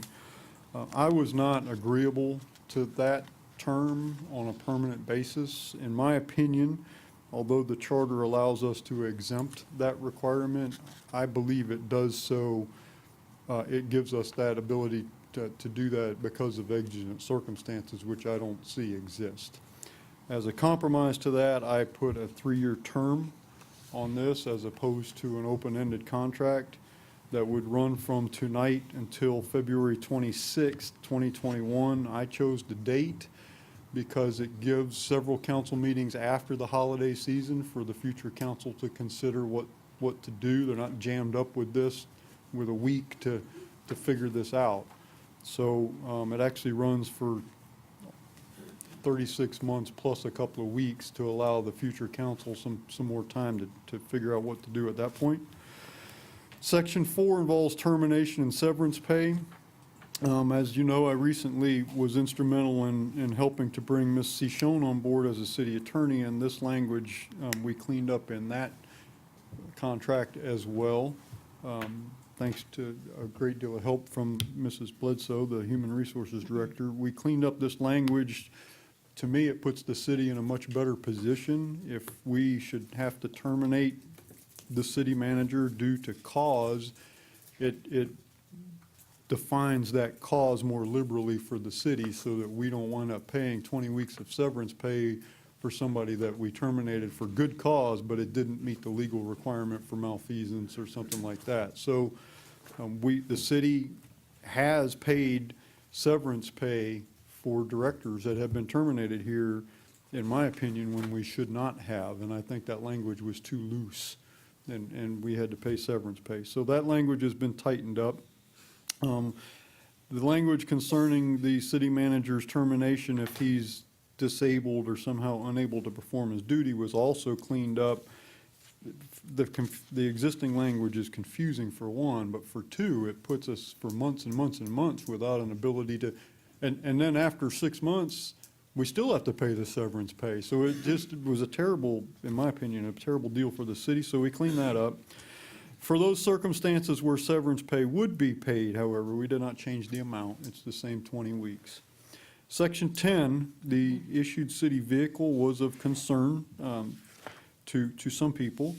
We had lengthy discussions, very good faith discussions on that issue, I must say. And at the end of it, and we had back and forth on several ideas, and at the end of it, Mr. Stevenson agreed, or not agreed, it was actually his idea. He says, you know what, I just think I'll forego the use of the city vehicle and I'll take the vehicle allowance that was given to the previous city managers. And in turn, I agreed that that amount should be increased from $450 a month to $500. And I looked at when that amount was last looked at, and it was 5 years ago. So I think there's an adjustment is appropriate for that. Section 18, there was discussion, and we gave and took some. Section 18, there was discussion about 2 items, and one was the current allotment is $4,000 annually for Mr. Stevenson to get recertified or attend trainings and those kinds of things. Previously, it was $2,000 for Mr. Sieber. It was set at $4,000 when Mr. Stevenson came on board because he had to obtain a certification for city manager, so it was increased. There's also a provision in there for rolling over excess funds from one year to the next if that money's not spent. So you have a potential for that money to just build up into quite a little nest egg. In discussions with Mr. Stevenson about that, he pointed out, and rightfully so, I think, that because of how he came to the city via the building official community development route, he has quite a number of certifications concerning building official certifications, building inspectors, fire inspector, those kinds of things that normally a city manager would not have. But those certifications and abilities are, I believe, and I agree with him, they're of value to the city. In some cases, he's the only one that works for the city that has those certifications. So I agreed to maintain the $4,000 annual allotment. However, we did end the practice of rolling it over. So there's $4,000 a year, I think for good reason, but with the practice of rolling it over, we took that back, or we took that away. Section 19 concerning the cellular phone, there were some questions about why that section was reserved. The answer to that is that Mr. Stevenson does not currently use a city-issued cell phone, nor does he receive a stipend from the city. He uses his personal cell phone. And so simply putting reserved in there enables us to open discussion on that item should circumstances change in the future and he desires a city phone. So that's the only reason that's reserved. Other than that, some of those are major things, some of those are minor. I expect some discussion on those, but those are the substantive things that changed. And thank you for those of you who provided input. And next time around, this is somebody else's task. Thank you, Councilman Ross. We do have members of the public who wish to speak on this item. First, Jan Tumbleson.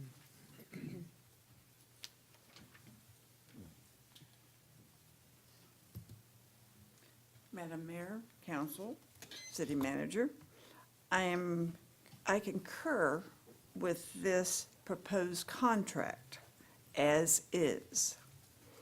I want to thank Andy Ross and the City Manager for all their work to come up with this. I hope, as all the citizens in Temple Terrace, that this contract is approved as is tonight. Thank you. Thank you, Ms. Tumbleson. Next, Tara Ferguson.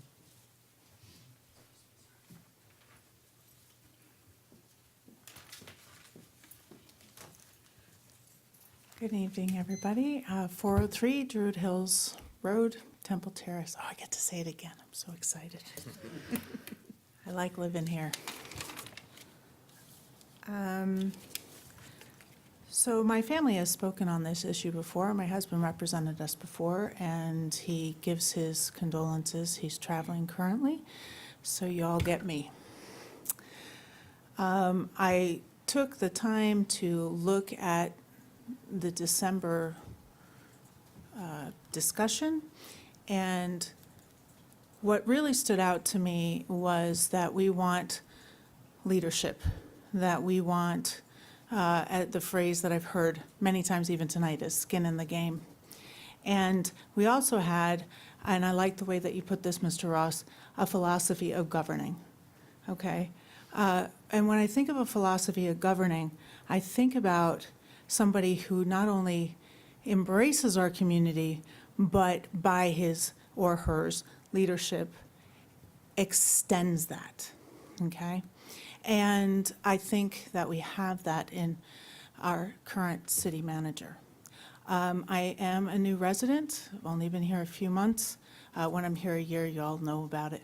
But I have seen this gentleman many times at things that I've gone to, like, oh, my goodness, there's a winter festival, let's go.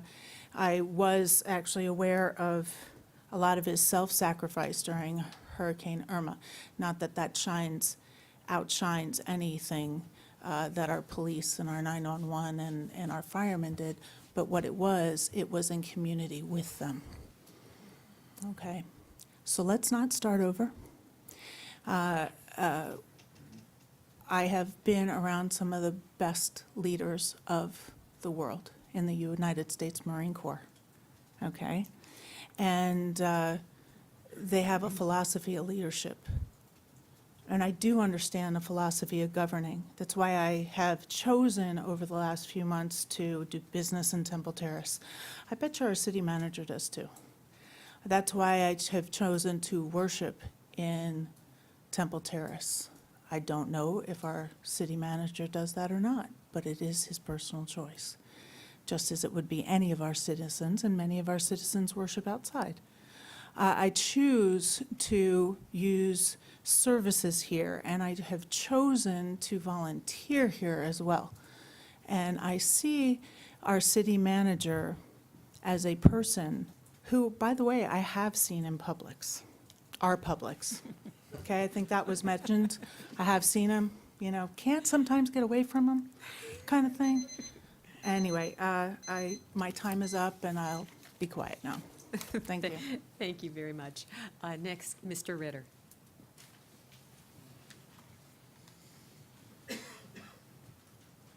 Jack Ritter, 227 Willowick Avenue. I've seen a lot of leaders in my life. A lot of us get along fine. There's items that we don't agree on. Charles and I disagree on several things. We don't discuss it in public, but I tell you what, he has cleaned up a disaster here. He set the ship in the right direction. He was hired 12 years ago to be the #1 building guy in the city. He did a hell of a good job there. You chose him to be your city manager. You hired from within, great quality.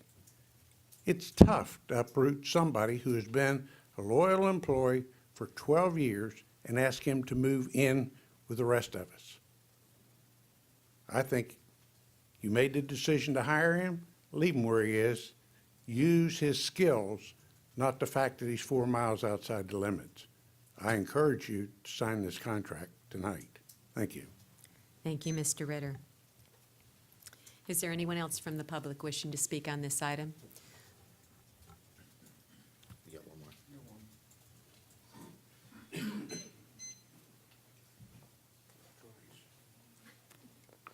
Annette Rennie, 9512 Woodland Ridge Drive. I want to say also that Mr. Stevenson has been great. He's always available. He answers his phone calls. He can be on vacation or out for a weekend. He answers. He emails. Mr. Sieber, you could never reach. I don't care what you did. If a neighbor has a problem and I call him and I say, can you help me? He shows up. I think we need to consider that in all aspects because he's here. He's been here for what, 12 years now? And he walked into a mess. I mean, a real mess. You have to agree that he did. I sure hope that this goes forward and Mr. Stevenson stays. Thank you. Thank you, Ms. Rennie. Council members. Okay, I'll start. I have to tell you that coming in here tonight, I was a little unsure of what I was going to do. Mainly because I firmly believe that city manager, city clerk, police chief, fire chief, city attorney, and directors should all live in the city limits. But having said that, we heard last week, or last meeting, wasn't last week, last meeting, and we heard tonight from the citizens that are saying loud and proud that in the case of Mr. Stevenson, they're willing to overlook the fact that he doesn't live here in the city. And I have to remind myself that I work for you. I don't work for me. I work for you. Mr. Ross and Mr. Stevenson have obviously hashed out something that they feel we can live with. I like the idea that the contract isn't on forever. I like the fact that it's 3 years. Would I like Mr. Stevenson to live in Temple Terrace? Obviously, I would.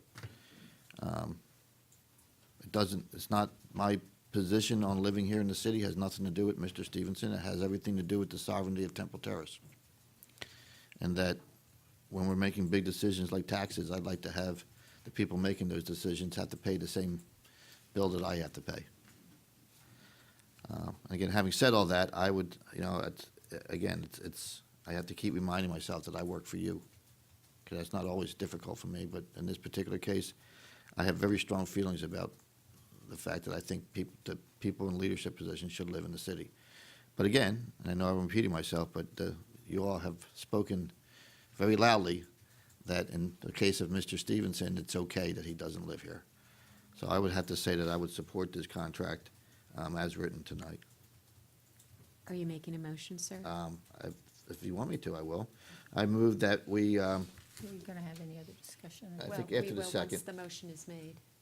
After the second, I think you'll be given an opportunity to speak. So I will make a motion that that we approve the employment agreement with Charles W. Stevenson as the city manager and providing an effective date as determined by the contract and Mr. Stevenson and Mr. Ross. Is there a second? Second. We have a first and a second. Discussion. Councilman Boss. Okay. I appreciate the work that Andy and Charles put into coming up with this agreement. I like it much better than the original one before. It gives council a lot more say in what we feel is an appropriate behavior by a city manager that the other one didn't. I've said in the past that living in the city is not going to be the biggest issue for me. It's the job that you do that's more important. Truck was never a big issue for me. Some of the things in the number in the termination clause, I believe were significant changes that benefit the citizens and council and how they can work with the city manager. Right now, although and Charles knows, I've sent him a lot of emails over the last couple of weeks, particularly in dealing with the club. A lot of the questions I sent him in emails were not answered sufficiently to me or answered at all. So I do have some significant things that need to be addressed and worked on.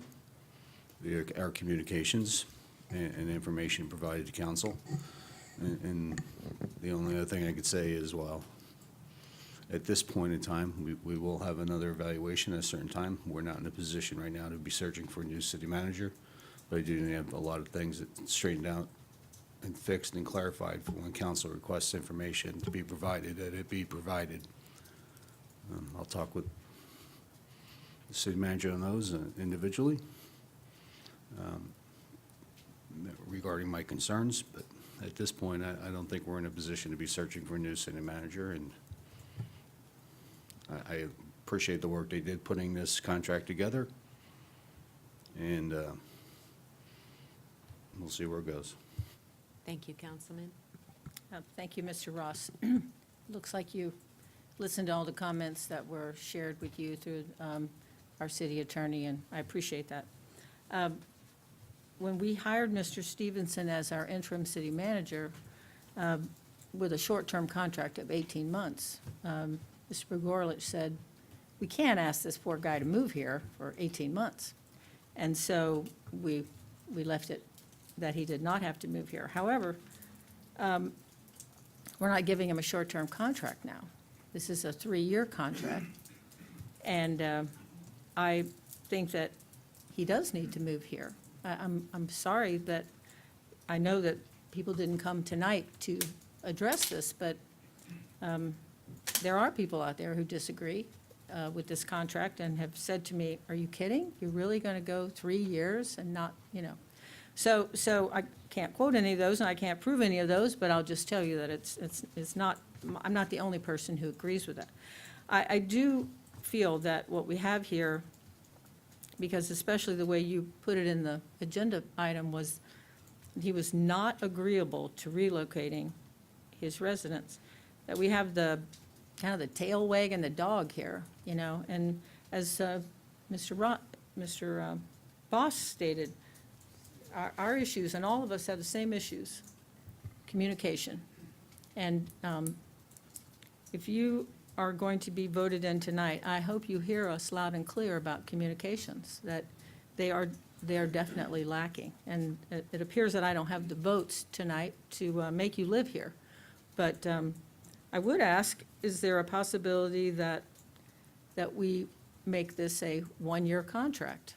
Because he's not asking for, he won't live here, so could we just go on an annual contract? And would that appease the natives, if you will, and give him, I know he's not going to move here, but, you know, we have other issues that we're all aware of that we're addressing, and I'd like to get some of those issues addressed, and I would hope that we could do that with a 1-year contract. So those are my comments. No one's willing to take it up, I understand, but that's my comments. Thank you. Thank you, Councilman Donahue. Is there any other discussion?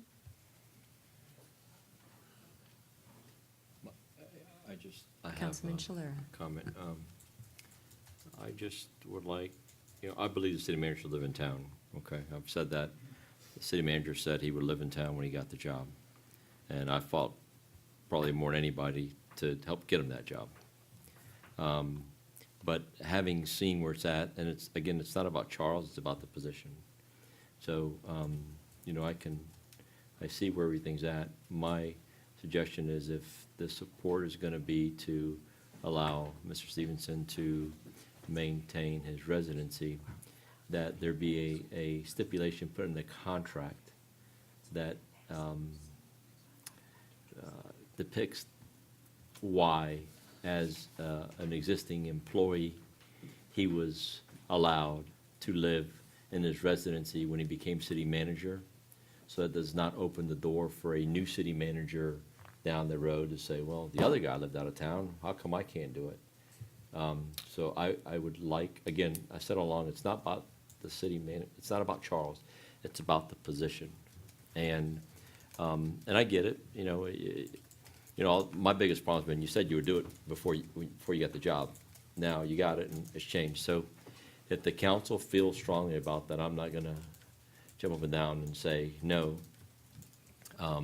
I've already expressed the way I feel about it, but I would like, if the council would consider some verbiage in that paragraph that basically states that, he's allowed to maintain his residency outside the city due to the fact that prior to becoming city manager, he was already residing outside of the city.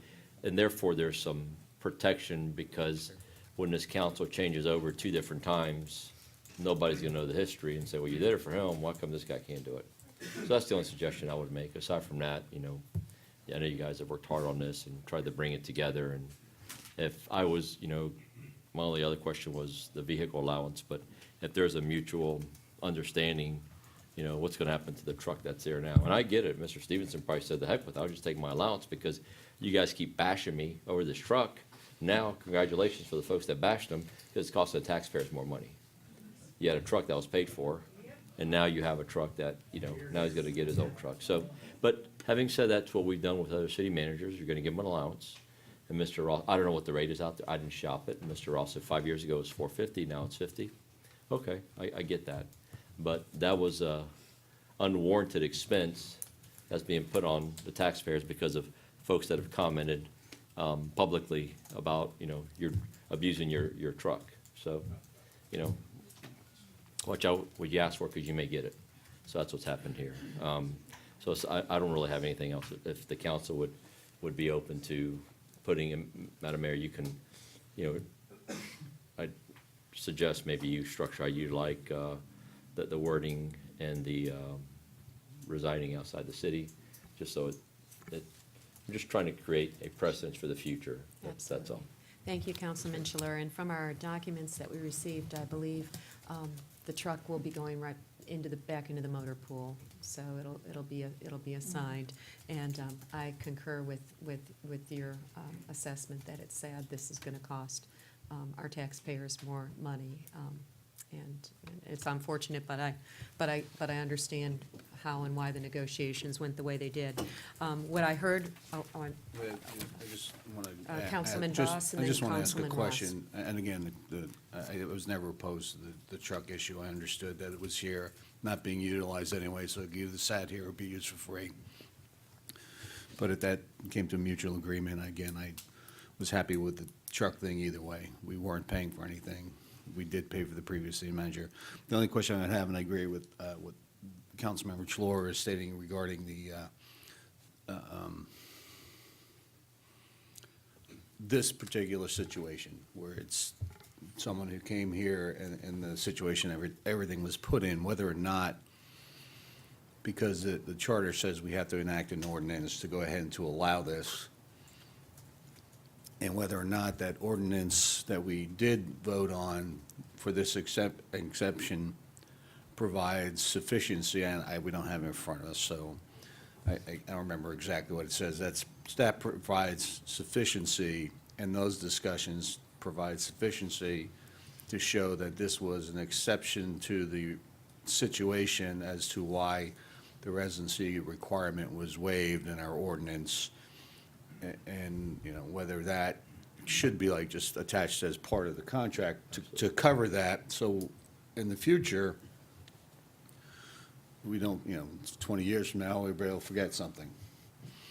So in the future, it's just becomes part of the attachment to this here to show that it's just an exception to this. It's not the standard, and it's not something to be relied upon when looking at this position. I think we probably already covered ourselves, but since it's not here in front of us,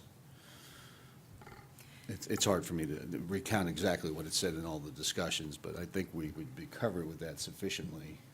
But I would defer to city attorney whether or not that would be sufficient enough to show that this is an exception to the charter and the rule that should stay with this, so we know this is a one-time exception we made and not setting a standard. Thank you, Councilman Boss. Councilman Ross? Well, I think, actually, Mr. Boss, you kind of read my mind. I fully agree with Mr. Chalora's sentiments that somehow we should memorialize the reason why we're going to exempt this if we're going to. My recommendation was going to be that we put that in the language of the ordinance, because we will have to pass it. I think, if I remember correctly, the ordinance that currently allows him to reside outside the city has language that says during the term of that contract. And so I think we're going to have to, at a future council meeting, enact another ordinance. And to me, that would be the place to put the language that Mr. Chaloris in the recitals, was whereas the city manager is a longtime employee, was hired from within, whereas he lives in, you know, those types of statements would fit very well in the ordinance as opposed to the contract. I don't mind it being in the contract. I just don't like the practice of approving. We do that here sometimes, and I've never liked it, where we approve a document, but with this change or that change. Well, I like to see the changes before we vote. I don't like that business of, because, you know, he who holds the pen, you know, and then the language that you get in there is not always exactly what you wished it had been, and so I like to, anyway. In terms of the vehicle, let me, if I can provide a little further clarification, because I don't want to be known around town as the guy who gave up and cost the taxpayers money. So let me try to enlighten that a little bit so I don't get that now 50 emails because I cost everybody money.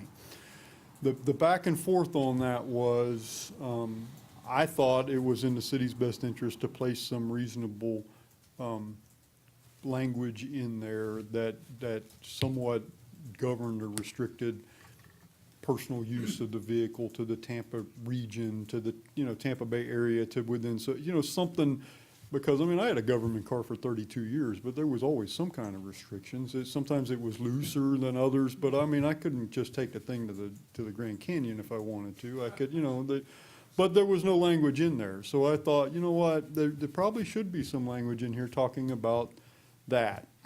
And so we had some very, like I said, it wasn't difficult. I mean, we had very good back and forth on that. And then it was Mr. Stevenson says, you know what, I've thought about this, and I'll just take the allowance that you gave Mr. Sieber and Mr. Limbaugh, and won't even have to worry about this at that point. So, yes, I just don't, like I said, I don't want to be thought of, oh, that Andy guy negotiated his contract, and now it's costing us $6,000 a year for the car. So we are I mean, it's a 3/4 ton truck that's going into the fleet, which will eliminate the need for us to buy a 3/4 ton truck for some other purpose. There's a couple in the current budget. I don't know if they've been bought yet or not. So, I mean, it's not going to be a total loss, I guess. If it's amenable, and just to ensure so that no one questions the integrity of the wording, and certainly Ms. Shoshone can clean it up, but what I've heard from Councilman Shalera and those on the dais is the residency exception. Mr. Stevenson has been allowed to maintain his residency outside the city due to the fact that prior to stepping into the role of city manager, he was an existing city member holding a position where it was permissible to live outside the city. So along those terms, along those lines, it will go in, but on the record, you hear the intent of the city council and Ms. Shishon can clean it up. Is there any further discussion? We have a first, we have a second. If you are ready for the question, all in favor signify with aye. Aye. Opposed? Nay. Motion carries. Thank you very much. Moving on to new business. A survey of outdoor seating requirements. City Manager Stevenson will explain. Thank you, Madam Mayor. Several meetings ago, we had Fuzzy Taco in here with some complications about their outdoor seating. City Council directed staff to reach out to some of the municipalities around the region to find out what they were doing, what they had on their books, so on and so forth. Community Development has put together the information that has been provided on the agenda, and quite honestly, I don't know that anybody has a good set of regulations. I don't know that we should move any further with creating any new regulations with the City of Temple Terrace, other than what we have in place. That being said, if you start putting regulations on outdoor seating, then we've got to regulate it, which I think we have enough to take care of in the city. Certainly code enforcement, fire department can certainly keep an eye on this and occasionally count chairs. Some of the other jurisdictions even go to the point of saying that a table and chair can't be within 2 feet of the exit door. I think that's an overkill. I think a lot of this has to apply to some common sense. There are regulations that St. Pete has that the sidewalk's got to be 10 feet wide. We have a generic regulation that says you can have 25% of your indoor seating, and I really think that's all that we need. The rest of it, a seating plan for outdoor seating is typically reviewed by the building department and the fire department as far as meeting the regulations of the building code and the fire codes as far as egress and distances between chairs and tables. A lot of that is already governed, again, by those two codes, being the fire prevention and the building code.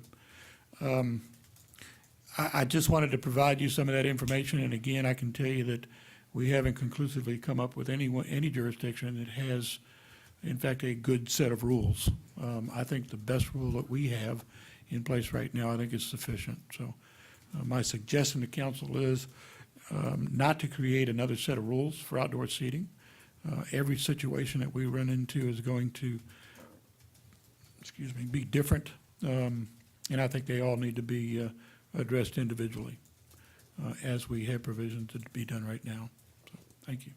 Thank you, Mr. Stevenson. Are there any members of the public that would like to comment on this issue?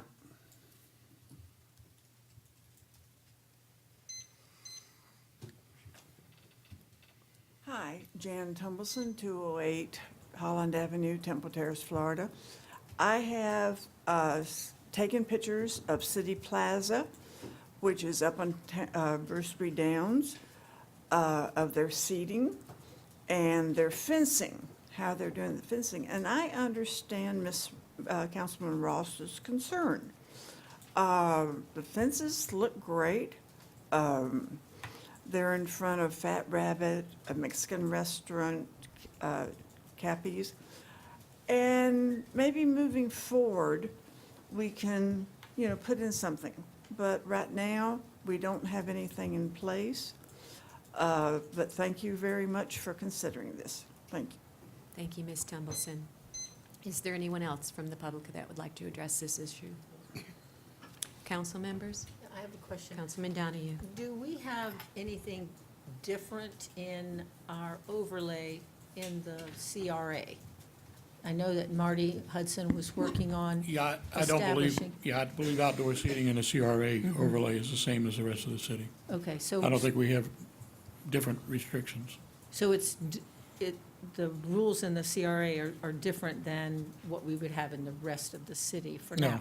No. We did not go through with that? I don't think the rules for outdoor seating in the CRA are any different than the rest of the city. Okay. It's based basically on a percentage of indoor seating. We encourage outdoor seating. It's not, Right. not that we don't, But again, it's just like Fuzzy Taco, you can't expect to put 40 chairs in a space that only No. only allows 20. I mean, agree. So what message then do you think we should be sending our restaurants who start looking at having outdoor space? What should we tell, excuse me, what should we tell them the procedure is? Do they start with the building department and ask for the waiver? Do they always have to come before us? I'm just trying to, I know that with the Fuzzy situation, you know, he had the opportunity, and he does have some barricades there. And I was surprised that he didn't say, well, I have barricades, you know, he has those planters there. So I just, you know, I didn't think about it either that night when we were talking about it. So tell me, just so that, first of all, that if they're listening, they can hear, and maybe we need to put something, especially to those restaurants who we know would lean more in that direction. Most of them don't have outdoor seating, but the ones that might go with that, especially somebody like the bars and pubs and things like that. If someone is looking to do outdoor seating, certainly they have to make application with the city. And again, we ask them to give us, through the building permit application, we ask them to give us a seating or furniture arrangement that allows the building department and the fire department to look at building codes and fire codes, which are paramount to what we want to do. Again, I am not going to encourage somebody to put 40 chairs in a space that only holds 20. That's just not smart business. They're entitled to put, by our code, so many seats outside. Any restaurant in town can certainly, if in fact they have the ability and the space to do that, they certainly have the ability to make application. We would ask them for some just primary information and either approve it or disapprove it. In a case like Fuzzy Taco, where they wanted to put more than the 25% allowable, there is a provision there that they can request a waiver to that 25% to city council. And I think that's a good process to follow moving forward. Okay, thank you. Thank you. There is one additional item of business I'd ask council to consider.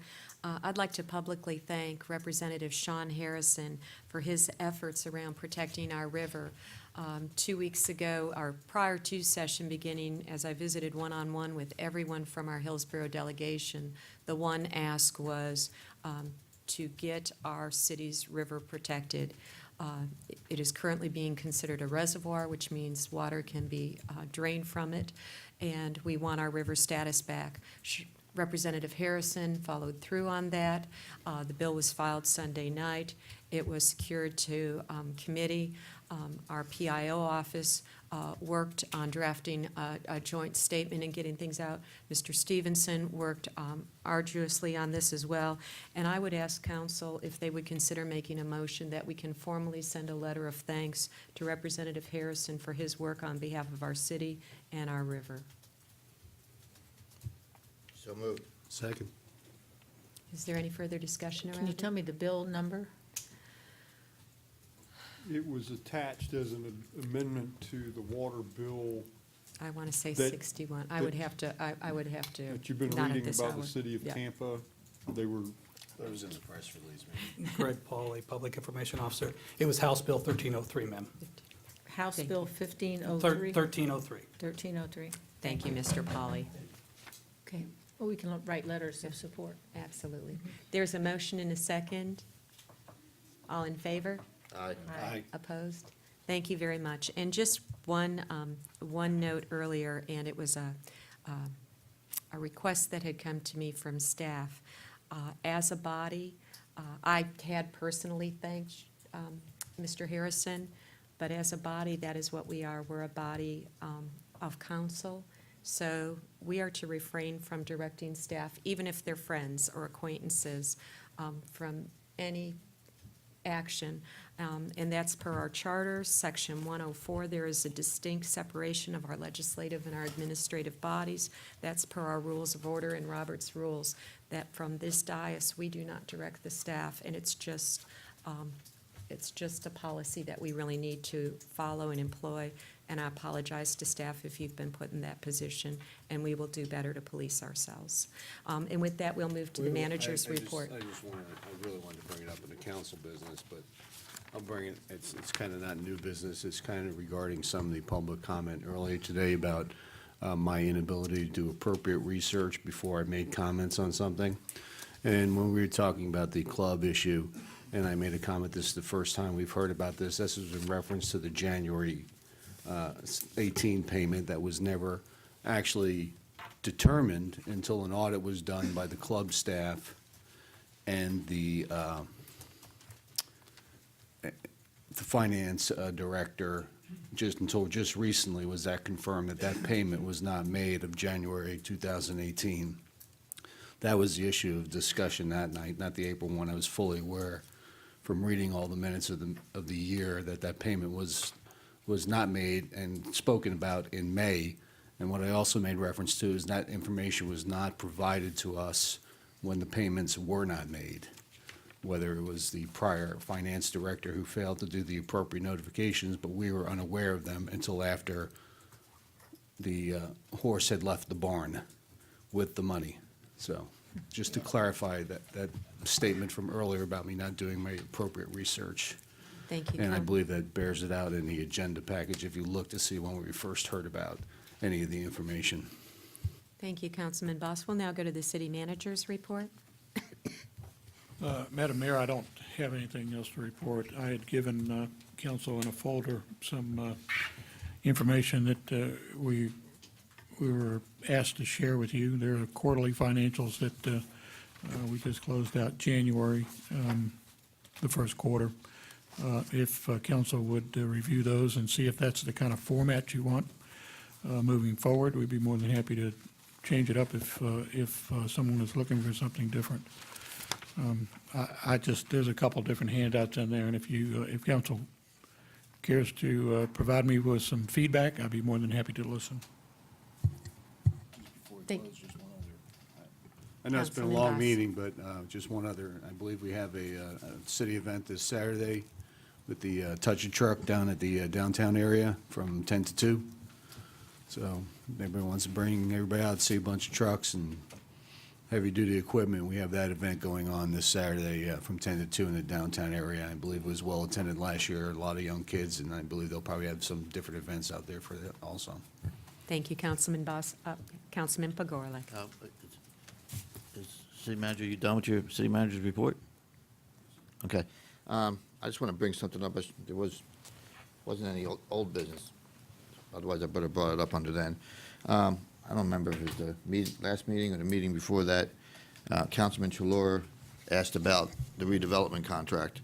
And Charles, you and I have talked about it during the week, this weekend, last week. Where are we? I mean, we're approaching 5 months without a contract. And it just, to me, that just seems a little long. So I'd like to get some warm fuzzies, if I could, that we're still moving forward. I believe that we are still moving forward. We have, other than some tiny little terms, the city has completed the agreement. It's gone back and forth between Paragon's attorney and us. What we felt was pretty much the final thing, other than some very minor things, was sent back to them last week. I think something happened in the transmission, and a lot of red lines ended up on the document. So now we're just kind of talking about where did all these red lines come from.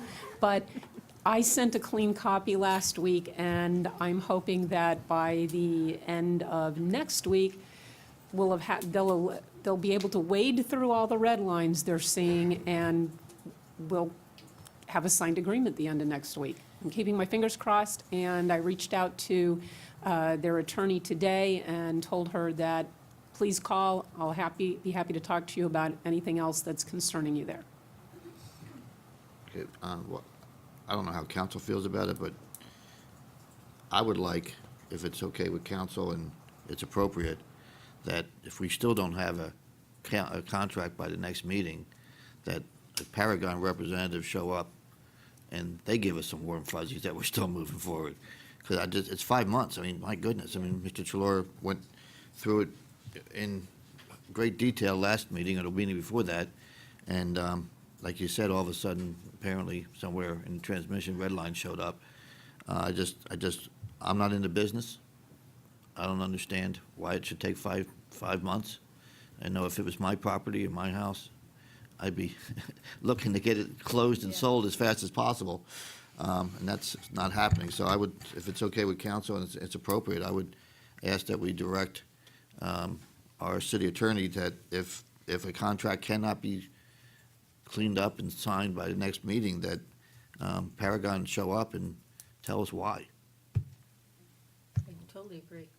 Yeah. Madam Mayor, I'll just go one step further. I'll just ask to formally put on the agenda because I'll make a request to take different action. This has gone way too long. The most important issue of the city is taking all this time. We agreed on price, we do agreed on concept. This should have been done a long time ago. It's embarrassing. Having said that, so I would request that it be put on the agenda, whatever the outcome is, it is. Having said that, I just want to ask another question that you have brought up once or twice. And I think we discussed this, but nothing never really came of it. Where's Innovation Alliance? Were they supposed to make a presentation to us? We asked I think we had made requests that Mr. Sharp come here and tell us what we're getting, what we're doing. So that's the other request I'd like to make, that they come before us and tell us, what we're getting for the money we're providing and where we're at, because I know you had made us aware of a lot of. Yeah, it's very disappointing. We have not been getting noticed on meetings, and my last request was that we have a strategic plan, and the response back was, we've never had one, and Okay. there's not really a need for one, so. Well, I I'm know- sure Mr. Stevenson will follow up and see if there's any interest on their part to come before this body, but, Yeah, Madam Mayor, I think at some time back, I think there was a request by this council, this body, after I think you made a report, to ask them to come before us at the next meeting, so I just want an update where we are, what we're doing, where we're going. And we saw the EDC was here a few weeks back, telling us what's happening and what they're bringing a prospect forward, whatever the case is, but haven't heard from that organization, so that's it. thank you. And I would just like to add to that, what Councilman Shalor said with them, because when I was acting mayor, I knew part of the duties of the mayor was to meet with Innovation Place. I know Charles sent off many emails to Mr. Sharp to try and set up some sort of meeting between us, so I could be made aware of what events and stuff were going on, and, I'm pretty flexible in my availability to go ahead and meet whatever schedule or place or location Mr. Sharp had, and during that 5 or 6 months, whatever it was, 10 years, we were unable to culminate with any kind of meeting or anything, or get any information from him. So I have to agree with Councilman Shalor on this, and the mayor, that we need to get a little bit more out of what we're paying, so Been very disappointing. it's been a good year, I guess. Yeah. I've been getting the emails for the advisory committee, and I've been attending them. So I don't know where the miscommunication has occurred. I'd be more than happy to share all the dates of those meetings, but I've been going, and I've been listening to the presentations, and they always speak, every time they mention Temple Terrace or a project, they say that it has to start in Temple Terrace. So, I mean, they still consider us as the gateway to their project, their overall project. So I don't know where the communication gap has occurred. I don't know. I'll be more than happy to send the email notices along to you, Mr. Stevenson, so you can pass it on to council. I'll send it to you, Mayor Parado. But I have been in attendance at those meetings the last 2 months. So I don't know where the communication has failed. Sorry. Madam Mayor, my suggestion would be that city manager shoot off an email to whoever's in charge of the organization, say we'd like a presentation to follow up where we left off a couple of months back, because, Ms. Donahue can't call me or you and say, Right. so this way it comes from him, representing the whole body, come before us, tell us where we are, where we're going, and we can move forward. Very good. Is there any other business to come before this body?